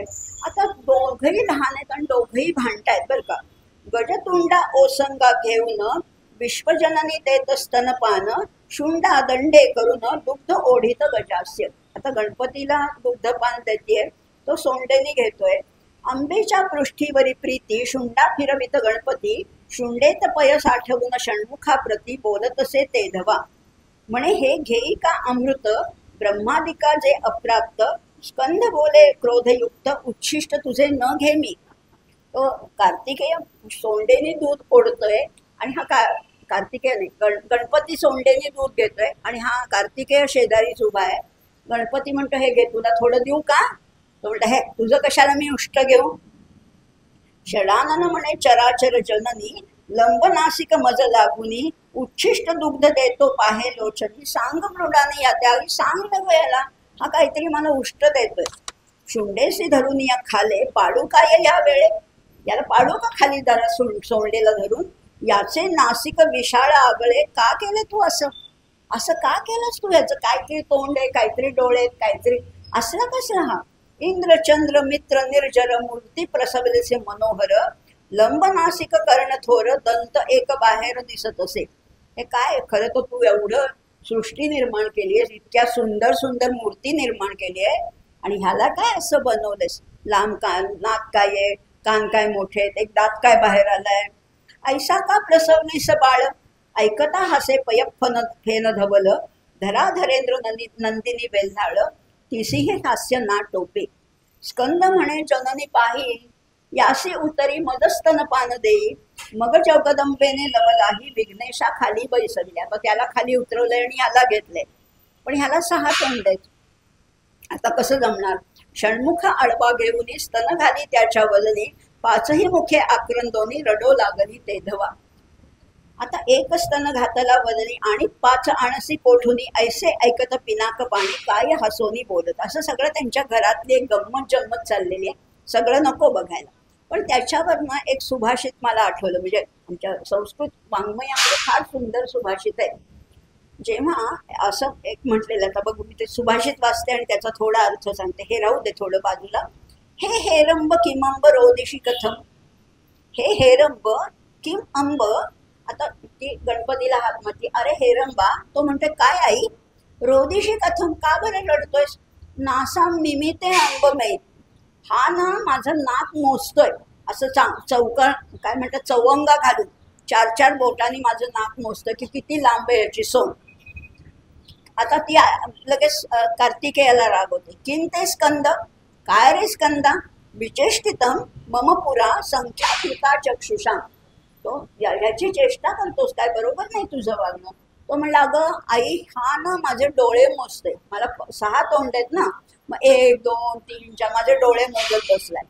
नाही तर एपी उचितम गजास्य चरितम. मग परत आई गणपतीला म्हणते बरोबर नाही आई तुझं वागणं, त्याचे डोळे काय मोजतोस. तो म्हणतो अगं मग माझं हा नाक मोजतोय. तावेवम सहसा विलोक्य हसितम व्यग्रा शिवा पातुवा. अशी ही हसणारी जी पार्वती आहे ती आम्हाला प्रसन्न हो. आता बघा त्यांच्या घरात सुद्धा ही कलह आहेत, गमतीच आहेत, चेष्टा मस्करीच आहेत, मोठे कलह नाही आहेत. त्यामुळे अशी ही सगळी गंमत चाललेली आहे. आणि मग दोघेही रडता ऐकोनी, धावोनी आली जगत्त्रय जननी, वक्रतुंडासी हृदयी धरोनी, म्हणे बाळका काय झाले. असं ते सगळं झालेलं आहे. त्यांची ही भांडणं झाल्यानंतर आता पुढे म्हटलेलं आहे हे सगळे. आता बघा या मुलांची तर भांडणं होणारच आहे, पण पती पत्नींचं सुद्धा जसं आपण म्हणतो चहाच्या पेल्यातलं वादळ, तसं पती पत्नींचं सुद्धा चाललंय. आता हा शंकर हसतोय, या दोघांची भांडणं सोडवतोय, हसतोय, मध्ये जरा बाजूला होतोय. आता पार्वती जरा या मुलांच्या भांडणातनं जरा शंकराकडे बघतीये आणि म्हणते तुमच्या जटेमध्ये मला काहीतरी दिसतंय बरं का, तुमच्या जटेमध्ये मला काहीतरी दिसतंय. काय दिसतंय? तुमच्या जटा मुकुटात ललनाकृती काय दिसत, एक मला स्त्रीचा चेहरा दिसतोय तुमच्या जटेमध्ये. तुमची करणी अद्भुत पद्मज बिडवजा समजेना. कोणीतरी स्त्री दिसते. आता ती स्त्री कोण आहे? ती गंगा आहे. त्या आता पार्वतीला स्त्री सुलभ मत्सर भावना झाली आहे आणि म्हणून ती म्हणते तिथे मला काहीतरी दिसतंय बरं का. आणि बरोबर बायकांना बरोबर त्याचा सुगावा लागतोच. आणि ती म्हणते की तुमची करणी अद्भुत पद्मज बिडवजा समजेना. कुणाला पद्मज म्हणजे ब्रह्मदेवाला सुद्धा समजणार नाही अशी तुमची करणी आहे. कैलासपती म्हणे इभगमने, हरिमध्ये मृगशाक नयने, मस्तकी जळ धरिले वरानने, बिंबाधरे पीकस्वरे. यावरी बोले कैलासराज, विद्रू माधरे मुख नव्हे ते वारिज, अग ते कमळे शोभा यमानस तेज टवटवीत दिसत असे. यावरी चातुर्य सरोवर मराळी, हेरंब जननी म्हणे कपाळ मौळी, जळांतरी स्त्रीचे वदन ये वेळी, दिसते मज भाल नेत्रा. तो म्हणतो अगं नाही नाही काय ते सहज असं जरा इकडे झालंय म्हणून. ती म्हणते नाही नाही मला बरोबर त्याच्यामध्ये स्त्री दिसतेय. यावरी बोले भुजंग त्रिवेणी, कमळासी यावया का खटवांग पाणी. बरोबर तिला तुम्ही बरे सापडलात, तुमच्या मायेची विचित्र करणी, आमनाय श्रुती नेणती. असं म्हणून त्यांची चेष्टा मस्करी सगळी चाललेली आहे. आता चेष्टा मस्करी करताना थोडं खेळायची त्यांना लहर आली आणि मग आता काय म्हणतात, मग मांडून या सारी पाट, खेळती दाक्षायणी निळकंठ, ज्यांचे खेळ ऐकिता वरिष्ठ, भक्त होती त्रिजगती. आता सारी पाठ मांडून बसल्या तर झाली गंमत, चेष्टा मस्करी, थोडंसं हसवणं खिदळणं झालं. आता सारी पाठ मांडून ते खेळण्यासाठी बसले. इतक्यात तिथे सुद्धा नारद मुनी आले. बघा आता काय म्हटलेलं आहे, दोघे खेळता आनंद घन, तो आला कमलोद्भव नंदन. नारद नाही म्हटलेलं, कमलोद्भव नंदन म्हणजे कोण? नारदच. कमलोद्भव म्हणजे ब्रह्मदेव, कमळातनं उमललेला आहे ना, असा कमलोद्भव. आणि त्याचा नंदन सप्तर्षी जे आहेत ना, आपण परवाही पाहिलं अत्रि किंवा वसिष्ठांच्या बाबतीत, त्या ब्रह्मपुत्राचे ते ब्रह्मदेवाचे ते मानस पुत्र आहे. त्यामुळे इथे नारद आले. कसे आले? ब्रह्मवीणा वाजवून करिस्तवन अपार. ब्रह्मवीणा वाजवत नारायण नारायण म्हणून आले. पण मग एक क्षण स्वस्थ होऊनी खेळ विलोकी नारद मुनी, म्हणे पण केल्या वाचुनी रंग न ये खेळाते. खेळताय तुम्ही दोघं छान, पण काहीतरी त्या पणाला लावा ना. काहीतरी एक आपण जसं पत्ते खेळताना असं म्हणतात, काहीतरी ते अट घातली तर मग त्याच्यात मजा येते. त्यामुळे तो म्हणते पण केल्या वाचुनी रंग न ये खेळाते. मग दोघांना पटलं, बरोबर आहे, काहीतरी आपण पण लावूया त्याला. काय करायचं? जो प्रथम डाव त्याची क्षणी, जिंकिती झाली मेनका नंदिनी, व्याघ्रांबर घेतले हिरोनी, नारद मुनी हसत असे. आता पणाला लावले दोघांच्या खेळण्यामध्ये, सारीपाटामध्ये. जो कोणी जिंकेल त्याला दुसऱ्यांनी एक एक वस्तू द्यायची. आता ही मेनका नंदिनी म्हटलेलं आहे. हिमालयाची पत्नी आहे ती मेनका आहे. मेनका नाही, मेना आहे. आणि तिचा हा पुत्र, तिची ही कन्या आहे मेनका नंदिनी. पहिल्यांदा ती जिंकली तेव्हा मग शंकराने आपलं व्याघ्रांबर तिला दिलं, व्याघ्रांबर काढून दिलं. परत दुसरा डाव पण पार्वती जिंकली, तेव्हा मग ते गजचर्म काढून दिलं. तिसऱ्यांदा आपल्या 10 आयुध सगळी तिला दिली. चौथ्यांदा सारखी तीच जिंकते. हा जिंकतच नाही, सारखी तीच जिंकते. मग कौपीनं काढून तिला दिलं. शेवटी नंदी सुद्धा तिला दिला. शब्द सुंदर वापरलेले. जो तो डाव जिंकी भवानी, सर्व भूषणे घेतली हिरोनी, शेवटी कौपीनही सांडोनी, शंकर झाला दिगंबर. आता काही उरलंच नाही. सुरभी पुत्र जिंकीला. सुरभी हे गायीचं नाव आहे. देवांची गाय जी आहे सुरभी, तिचा पुत्र म्हणजे नंदी. सुरभी पुत्र जिंकीला, तोही देवीने आपुला केला. नारद गदगदा हसिन्नला, काय बोलिला शिवासी. नारदाला हसू आलं. आणि मग आता त्यांना चेष्टा करण्याचं लहर आलेली आहे नारद मुनींना. म्हणाले, काय शंकरा तुम्ही, शेवटी एका स्त्रीच्या कडनं तुम्ही हारलात ना, काय उपयोग नाही. म्हणे स्त्रीने जिंकिले पण करून, गेला तुझा महिमा पूर्ण, सृष्टी अवघी मायाधीन, तू निर्गुण निराकार. सगळं शेवटी पार्वतीने जिंकलंय. आणि नाहीतरी आपण सगळे मायेच्याच अधीन आहोत. आपल्याला कुठे तो दिसतोय निर्गुण निराकार परमेश्वर? आपल्याला दिसते ती माया. आपण हरवतो तो या मायेमध्ये, या सगळ्या खेळामध्ये आपण हरवतो. चराचर आहे मायाधीन, तुझं हिने दिधले सगुणपण, येरवी तू अव्यक्त पूर्ण, तुझं कोण पुसत होते? तुला कोण विचारतंय? तुझं काही अर्थच नाहीये. पितुके कृत्य करून गेला तेथुनी ब्रह्मनंदन, शंकरे सर्व संग टाकूनी निरंजनी वास केला. आता शंकराला पण राग आला. हे काय आहे? त्यामुळे शंकराला राग आला की तू निर्गुण असून तुला हिने सगुण पण दिलं. तू जेव्हा अव्यक्त स्वरूपात होतास तेव्हा तुला कोण विचारतो? खरी गोष्ट आहे, खरीच गोष्ट आहे. सुरुवात कुठनं झाली आहे? परब्रह्मापासून सुरू झाली आहे. परमतत्व आहे. पण परमतत्वाची पूजा करा असं तुम्हाला सांगितलं तर येईल का? पूजा तरी करता? गणपतीची तुम्हाला करता येईल, शिवशंकराची करता येईल, दत्ताची करा, विठोबाची करा. आम्हाला काहीतरी मूर्ती डोळ्यासमोर आणता येते. परब्रह्माची मूर्ती आणा की ज्याला काही आकार नाही. गोल आहे का, चौकोनी आहे का, त्रिकोणी आहे का, पंचकोनी? नाही नाही नाही. पिवळा आहे का, निळा आहे का, हिरवा आहे का, सोनेरी आहे का, गुलाबी आहे का? नाही नाही नाही नाही. अहो मग काय डोळ्यासमोर आणायचं? त्या अव्यक्त निर्गुणाला कोणीही विचारत नाही, कोणी त्याची पूजा करत नाही. हिने तुला सगुणात आणलं म्हणून तुझी लोक पूजा तरी करतात, असं त्याला थोडं खिजवलेलं आहे. आणि खरी गोष्ट अशी आहे, सगळा पसारा आहे हा प्रकृतीचा आहे, सगळा पसारा आहे हा मायेचा आहे. त्याला काहीही करता येत नाही. लक्षात घ्या, सगळ्याचा निर्माता तो आहे, पण त्याला एक टाचणी सुद्धा उचलता येत नाही. करायला तीच लागते. Without him she cannot exist and without her he cannot manifest. तिच्याशिवाय त्याला काहीच नाही. नाहीतरी संसारात सुद्धा असंच आहे. पती असल्याशिवाय संसाराला अर्थ नाही, पण पत्नी असली तरच तो संसार फुलवता येतो. एकटा पुरुष असून काही उपयोग नाही, एकटी स्त्री असून काही उपयोग नाही. दोघांचं मिलन होतं तेव्हाच हा संसार फुलतो. पण जास्त महत्वाची आपल्याला वाटते ती स्त्री वाटते, कारण ती माया आहे, तिचा हा सगळा पसार आहे, तिचा हा सगळा डोलार आहे. नाहीतरी व्यवहारात आपण काय करतो, पत्नीच्या एकूण सगळ्या सौंदर्यावरनं किंवा तिच्या रूपावरनं आपण पतीची कामगिरी काय ते ओळखतो, की हिच्या हातात जरा पाटल्या बांगड्या आहेत, जरा चांगली आहे, म्हणजे नवऱ्याचं बरं चाललंय, असं वाटतं की नाही. तसंच इथे म्हटलेलं आहे की तिच्यामुळे तुला सगुण रूप आलेलं आहे. नारदांनी असं डिवचल्यानंतर मात्र शंकर रागावले, फारच रागावले, फार अगदी त्यांचा इगो हर्ट झाला खरं म्हटलं तर.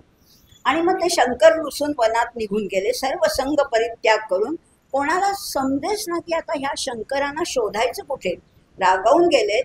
याला बरं शोधायला आपल्याला काहीतरी पत्ता जर असेल, काही फोटो आपण म्हणतो, याला गोत्र नाही, याला वर्ण नाही, याला रूप नाही, याला काहीच नाही, शोध तरी कुठे घ्यायचा.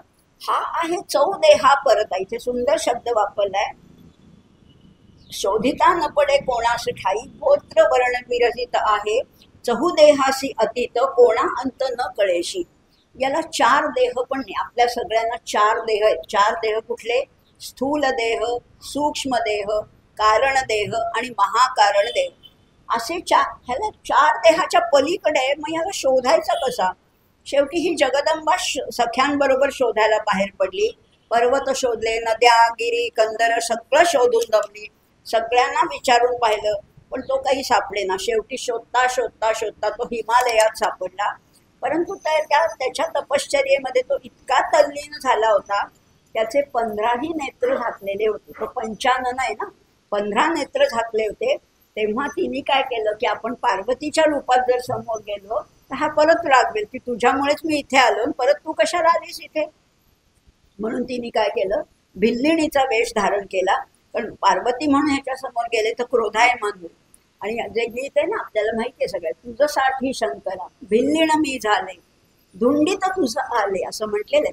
ती भिल्लिण होऊन त्याच्या समोर गेली. तिने मोर पिसाचं वस्त्र पांघरलं होतं, ती वल्कल सगळी धारण केलेली होती. अशी ती भिल्लिण बनून त्याच्या समोर गेली.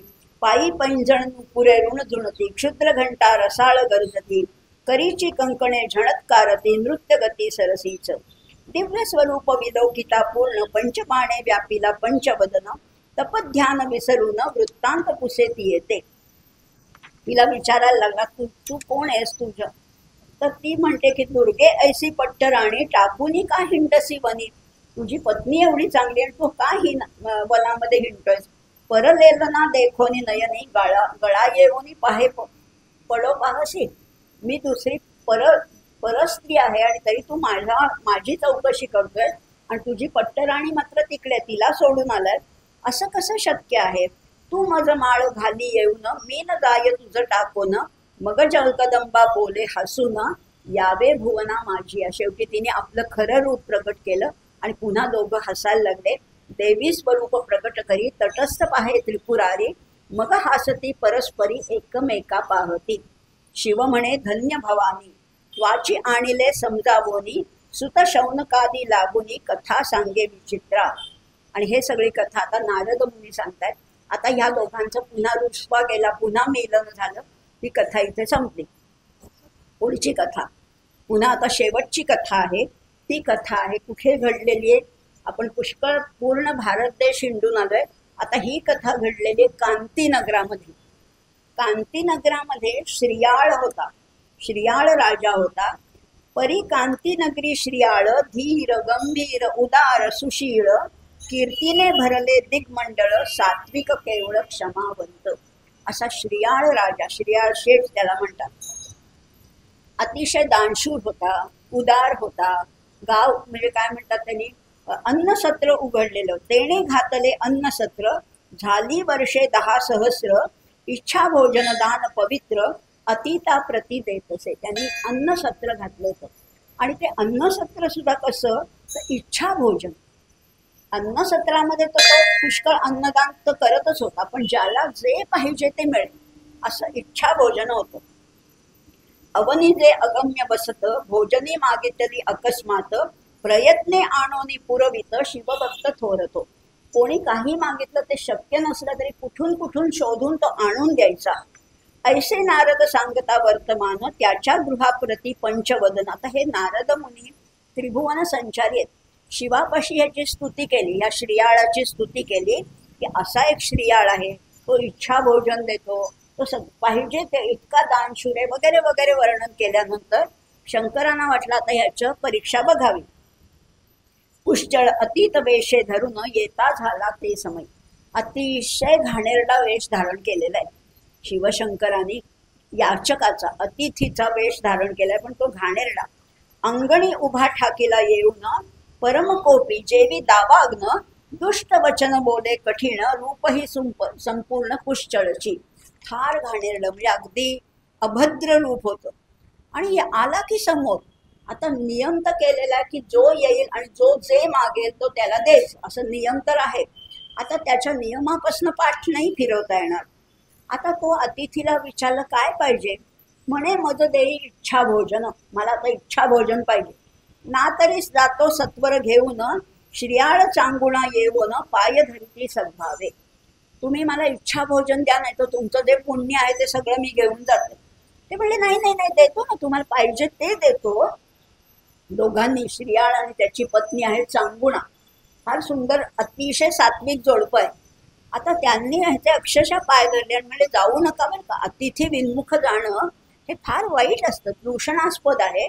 आणि म्हणून त्याचे पाय धरले आणि मग त्याचा यथासांग सत्कार केलाय. आणोनी बैसविला आसनी क्रोध वचने सोसुनी षोडशोपचारे पूजा करूनी कर जोडून ठाकती पुढे. त्यामुळे त्याचं आसन दिलंय, त्याला नमस्कार केलाय. मागा स्वामी इच्छा भोजन. काय म्हणतात आता, तुम्हाला जे पाहिजे ते मागा स्वामी इच्छा भोजन. येरू म्हणे नरमांस देई आणून. तो म्हणतोय की मला नरमांस पाहिजे. तू चोर हेर आणीसी धरून त्यांचे मांस न घे मी.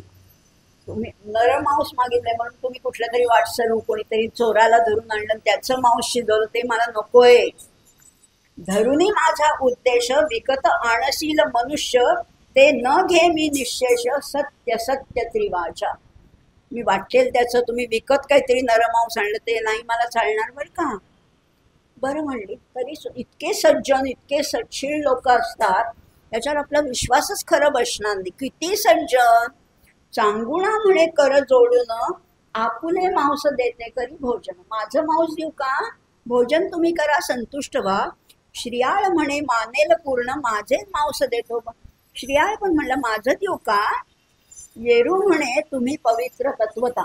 तो अतिथी म्हणतोय की तुम्ही दोघं पवित्र आहात, सर्व याचकांचे माता पिता. हे सगळे याचक आहेत, त्यांचे तुम्ही माता पिता आहात.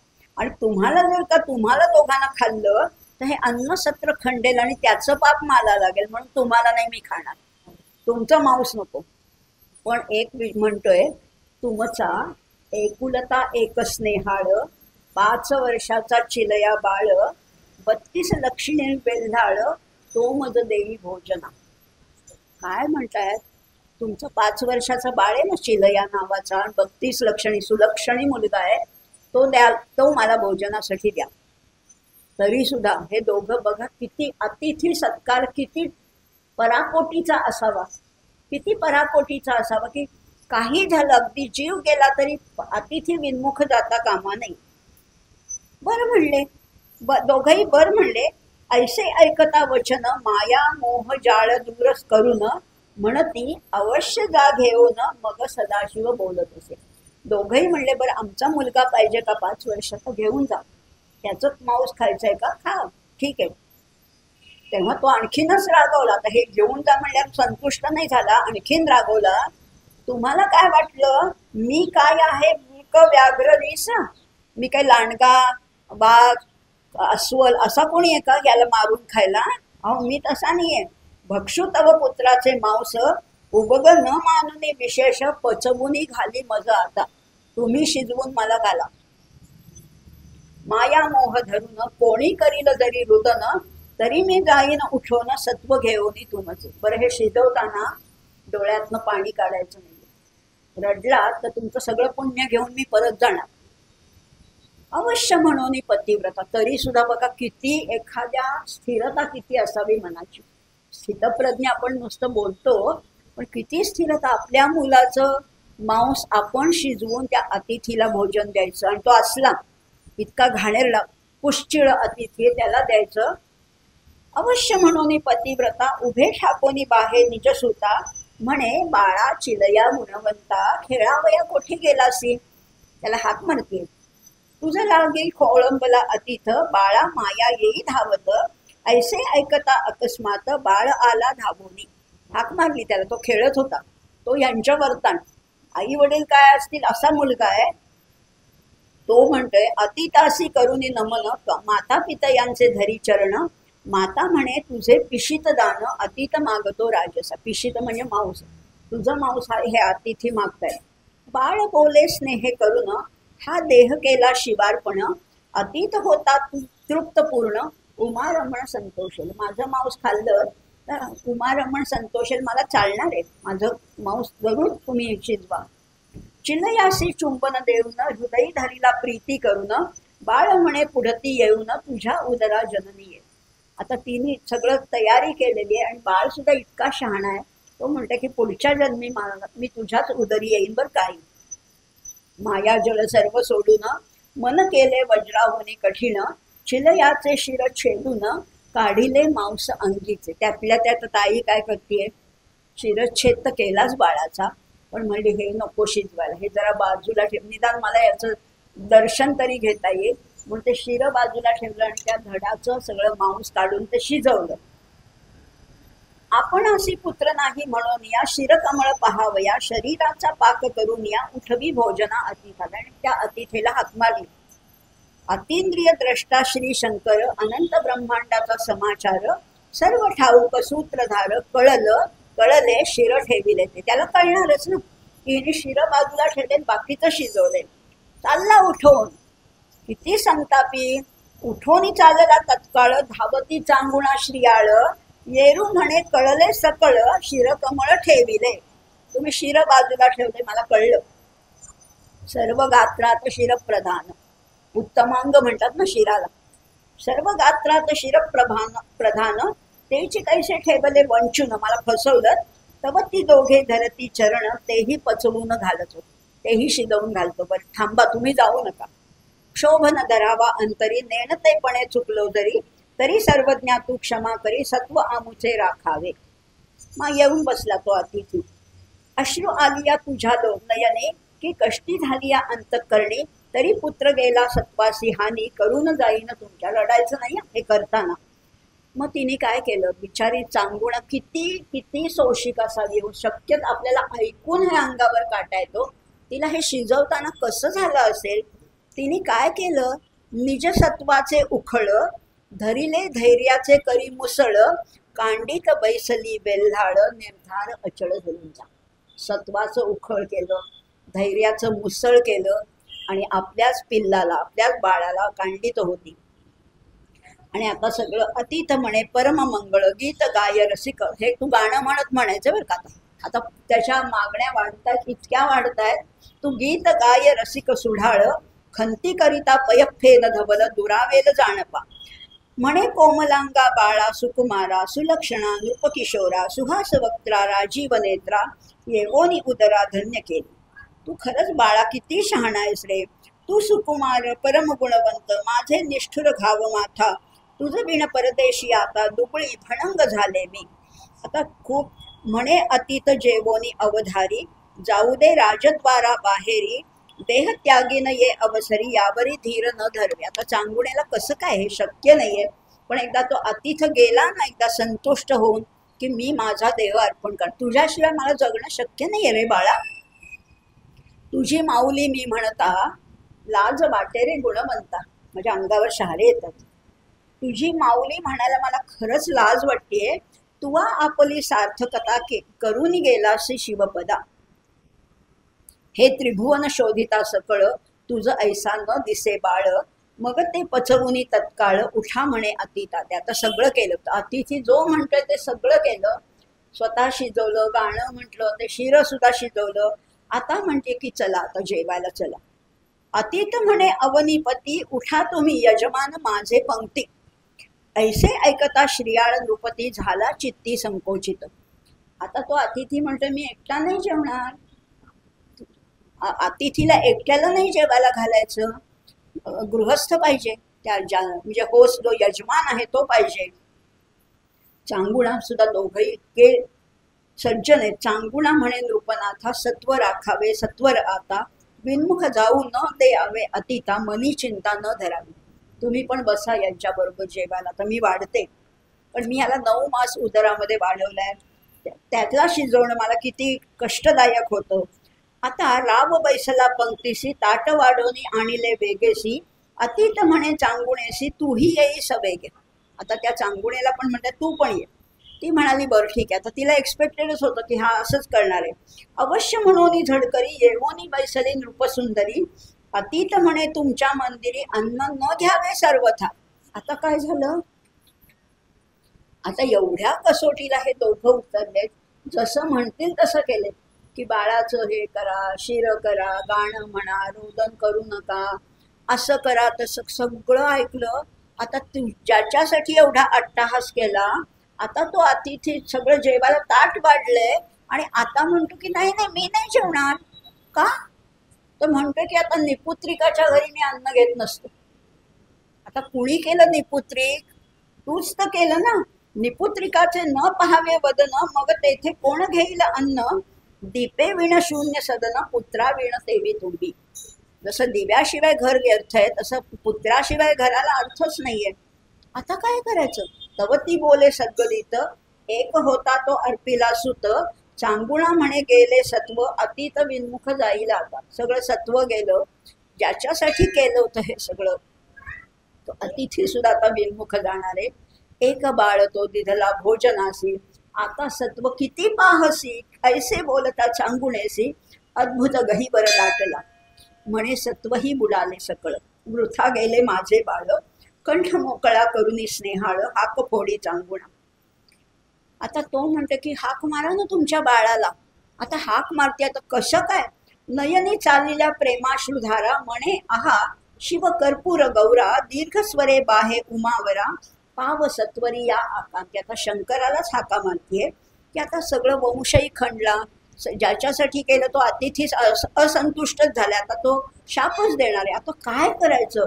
आहा झाले वंश खंडन, न देखो पुढती पुत्र वदन, ऐसे ऐकता अतीताचे नयन, स्रवो लागले प्रेम भरे. आता पहिल्यांदा त्याला तो माणुसकीचा थोडासा पाझर फुटलाय.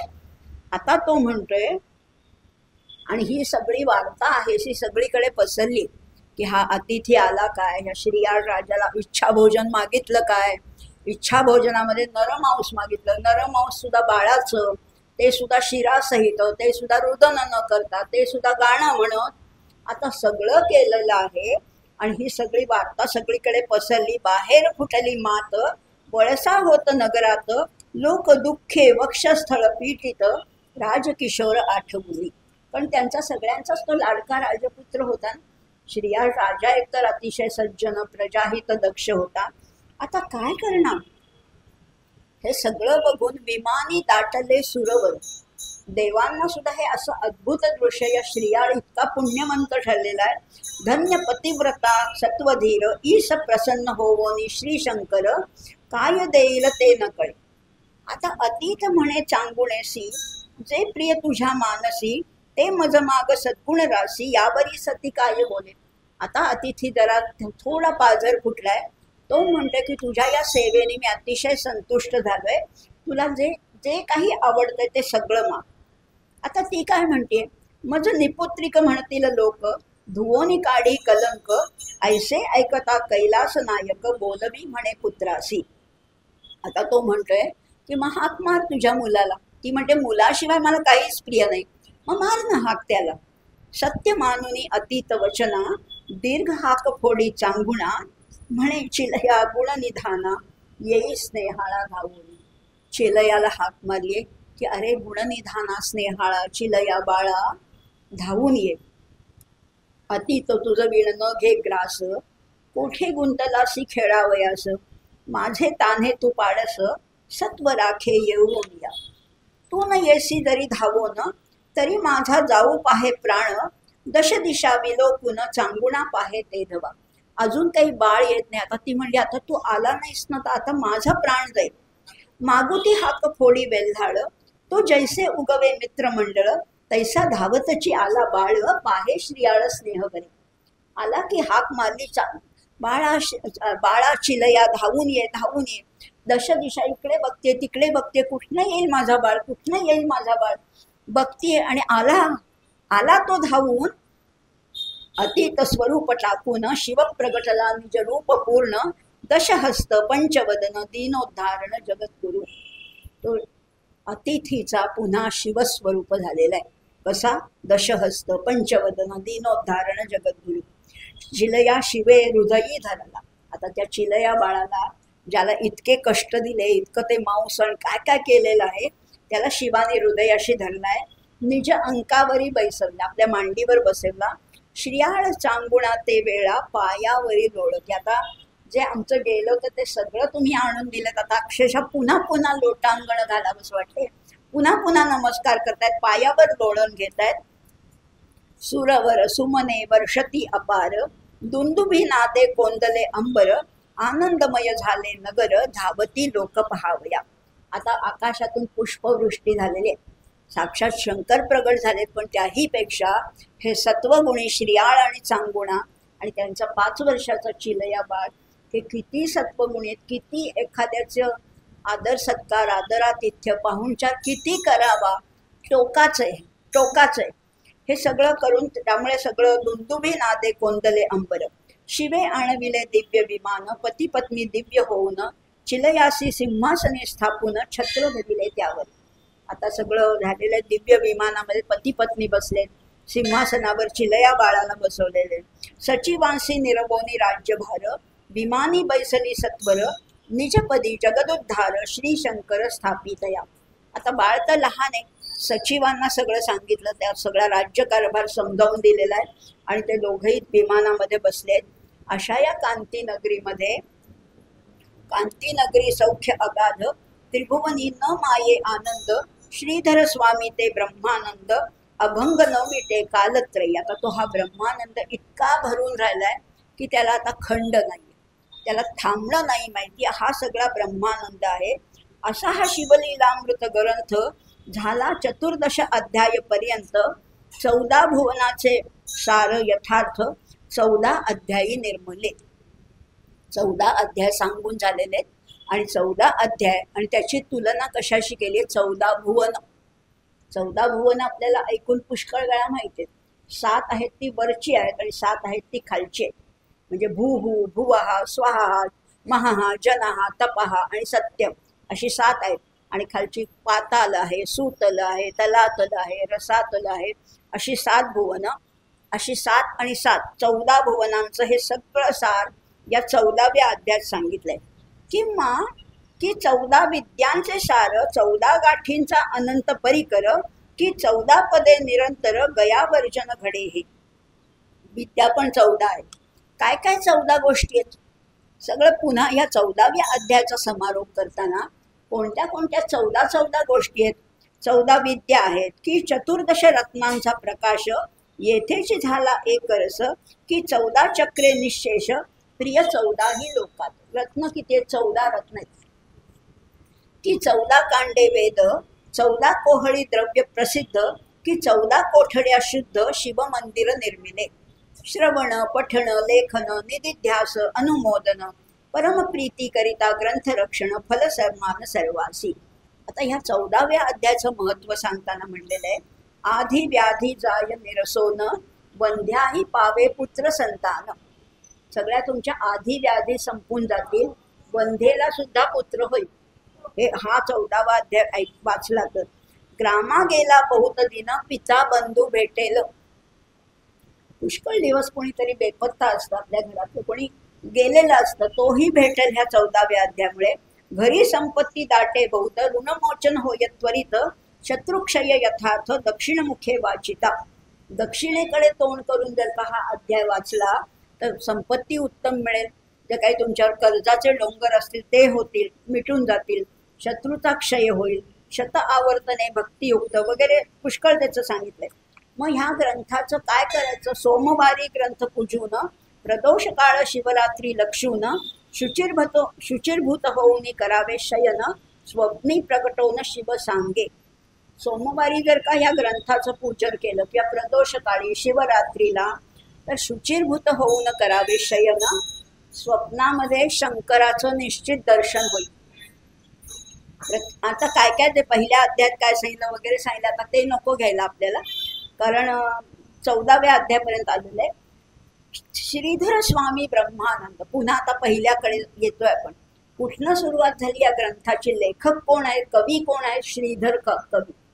जिथे सुरुवात आहे तिथेच ग्रंथाचा जेव्हा शेवट येतो तेव्हा ते वर्तुळ पूर्ण होतं. उत्तम ग्रंथाचे लक्षणच हे आहे. उत्तम ग्रंथ कुठला?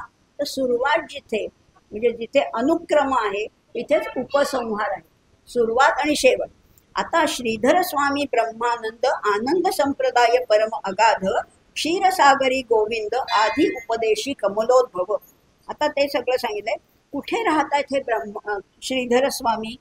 पंढरीहून 4 योजने दुरी, नैऋत्य कोणी नाझरे नगरी. पंढरपुरापासून नैऋत्येला नाझरे नगर आहे, तेथील देशलेखक निर्धारी पूर्वाश्रमी ब्रह्मानंद. पुढे पंढरीसी येऊन केले तेथे संन्यास ग्रहण, तेथेची समाधीस्थ होऊन अक्षय वस्ती केली पै. यांच्या काकांनी केलेली आहे ब्रह्मानंद स्वामींनी. तो ब्रह्मानंद माझा पिता, सावित्री नामे माझी माता, बंधुनी त्या उभयता शिवलीलामृत ग्रंथ संपविला. शेवटी पुन्हा माता पित्यांचं ऋण आहे. नाहीतरी आपण एवढं काय काय बोलतो, एवढी टिमकी वाजवतो, कुणामुळे? आपल्या आई वडिलांना. आई वडिलांमुळे आपल्याला हे जीवन इतकं सुंदर जगता आलं. त्यांचं नेहमी कृतज्ञतापूर्वक उल्लेख करायलाच पाहिजे. त्यामुळे तो ब्रह्मानंद माझा माता, सावित्री माझी पिता आणि सावित्री माझी माता, बंधुनी त्या उभयता शिवलीलामृत ग्रंथ संपवला. शिवलीलामृत ग्रंथ आद्यंत 14 अध्याय पर्यंत जय जय शंकर उमानाथ तुझ प्रीत्यर्थ हो का सदा. शिवलीलामृत ग्रंथ प्रचंड, स्कंद पुराण ब्रह्मोत्तर खंड, सदा परिसोत सज्जन अखंड, 14 गूढः इति 14 समाप्तः. श्री सांब सदाशिवार्पणमस्तु. शुभं भवतु शुभं भवतु शुभं भवतु इति श्री शिवलीलामृत ग्रंथ समाप्तः. ओम नमः शिवाय, ओम नमः शिवाय, ओम नमः शिवाय. आपल्या रोजच्या प्रथेप्रमाणे खरं तर हा 14वा अध्याय संपता मलाच इतक्या वाईट अशा हे वाटते, हुरहुर वाटते. वाईट म्हणजे हुरहुर वाटते. एक तर चिलया बाळाची कथा पाहिली, किती हृदय द्रावक अशी कथा आहे. काय त्याची किती परीक्षा एखाद्याची घ्यावी, पण तरी सुद्धा ह्या दोघांनी सोडून दिलं नाही मध्ये, की नाही आता याच्या पलीकडे आम्हाला शक्य नाही असं नाही म्हणले. किती परीक्षा बघितली तरी सगळीकडे ते म्हणतात हो बरोबर आहे, तुम्ही म्हणता तसंच करूया. असं करून इतकं आपल्याला शेवटचं हृदयद्रावक असा शेवट आहे. पण आणि हा संपणार 14 उद्यापासून आपण भेटणार नाही याची एक हुरहुर आहे. पण आपण शेवट करताना नेहमी सुखांत करायचा असतो. त्यामुळे उमा महेश्वराला वंदन करूया. 2च श्लोक म्हणणार आहे आणि मग आपण समारोप करणार. हे आहे उमा महेश्वर स्तोत्र. अनेक स्तोत्र आहेत शंकराची, तर आपण ह्या 6 दिवसात म्हणजे 14-15 तरी स्तोत्र पाहिलीच आहेत. शिवमहिमा सगळ्यांना माहिती आहे. पण आपण म्हणजे अगदी बिल्वाष्टकम पाहिलं, 12 ज्योतिर्लिंग पाहिलं, काय अर्धनारी नटेश्वर पाहिलं. तसंच हे उमा महेश्वर स्तोत्र काय येते 2च म्हणते फक्त. नमः शिवाभ्यां नवयौवनाभ्यां परस्पराश्लिष्ट वपुर्धराभ्यां नगेन्द्रकन्या वृषकेतनाभ्यां नमो नमः शंकर पार्वतीभ्यां. नमः शिवाभ्यां सरसोत्सवाभ्यां नमस्कृताभीष्ट वरप्रदाभ्यां नारायणेनार्चितपादुकाभ्यां नमो नमः शंकर पार्वतीभ्यां. नमः शिवाभ्यां वृषवाहनाभ्यां विरिञ्च विष्णुनीन्द्र सुपूजिताभ्यां विभूतिपाटीर विलेपनाभ्यां नमो नमः शङ्कर पार्वतीभ्यां नमो नमः शङ्कर पार्वतीभ्याम् ॐ नमः शिवाय ॐ नमः शिवाय ॐ नमः शिवाय असा हा 14 अध्यायांचा शिवलीलामृत ग्रंथ आपण 6 दिवसात पूर्ण करण्याचा फक्त प्रयत्न केलेला आहे. पूर्ण झाला का? सगळं समाधान झालं का? अजून अजिबात झालं नाही.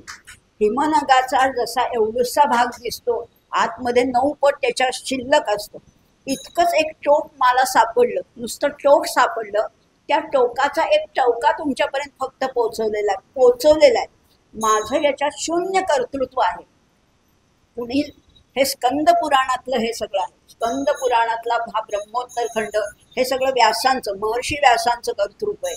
ते श्रीधर कवीने आपल्यापर्यंत शिवलीलामृताच्या माध्यमातून आणलं. ते माझ्या वाचनात आलं काय, आणि मी फक्त ती हमाली केलेली आहे. तिकडचं वाचलं आणि इथे फक्त पोचवलंय. त्यामुळे माझं याच्यात कर्तृत्व काहीही नाहीये. अनेकांचे हात याच्यामध्ये लागले. ह्या मृत्युंजय मंदिराचं केवढं आपण त्यांना खरं तर धन्यवाद द्यायला पाहिजे. ह्या इतक्या पवित्र मंदिरामध्ये मला बोलण्याची 6 दिवस अखंड आपण बोलतो आहोत, ही संधी मला मिळाली आहे. त्यांना तर मी धन्यवाद देतेच. माझ्या डावे उजवे हात अस्मिता योगिता तर आहेतच, माझ्या मैत्रिणी आहेत, आणि तुम्ही सगळे जाणकार रसिक आहात. तुमच्या उदंड अशा प्रतिसादामुळे मला बोलायला रोज नवनवीन प्रेरणा मिळत होती. त्यामुळे तुम्हाला सगळ्यांना धन्यवाद देते. देवदेवेश्वर संस्थान आहे, त्यांना धन्यवाद देते. अनेक गोष्टी याच्यात आहेत, अनेकांचे हात लागलेले. पण शेवटी एवढंच म्हणते की हे सगळं कुणाचं कर्तृत्व आहे? त्या परमेश्वराचं आहे. त्याची एवढी लीला अगाध आहे. त्यांनी एवढं भांडार खुलं केलेलं आहे. हा सगळा खजिना आपल्यासाठी उघड केलेला आहे. होडीले भांडार धन्याचा हा माल, मी तो हमाल भारवाही. मी फक्त हमाली केलेली, ह्याच्यात माझं शून्य कर्तृत्व आहे. काहीही माझं नाही आहे. मी फक्त जेवढं मला कळलं तेवढं आपल्यापर्यंत पोहोचवण्याचा अगदी अल्पसा प्रयत्न केलाय. आज मात्र इथेच थांबूया. अजून 10 मिनिटात पण पुन्हा कुणाला बोलायचे म्हणून थांबते. शेवट करताना पुन्हा आपण ते 2 श्लोक म्हणूया. कैलास राणा शिवचंद्र मौळी फणींद्र माथा दुकुटी झळाळी कारुण्य सिंधू भव दुःख हारी तुझ वीण शंभो मज कोण तारी. शास्त्राभ्यास नको श्रुती पढू नको तीर्थासी जाऊ नको योगाभ्यास नको व्रते मख नको तीव्रे तपेती नको काळाचे भय मानसी धरू नको दुष्टासी शंकू नको ज्याची या स्मरणे पतित तरती तो शंभू सोडू नको. ओम नमः शिवाय ओम नमः शिवाय ओम नमः शिवाय.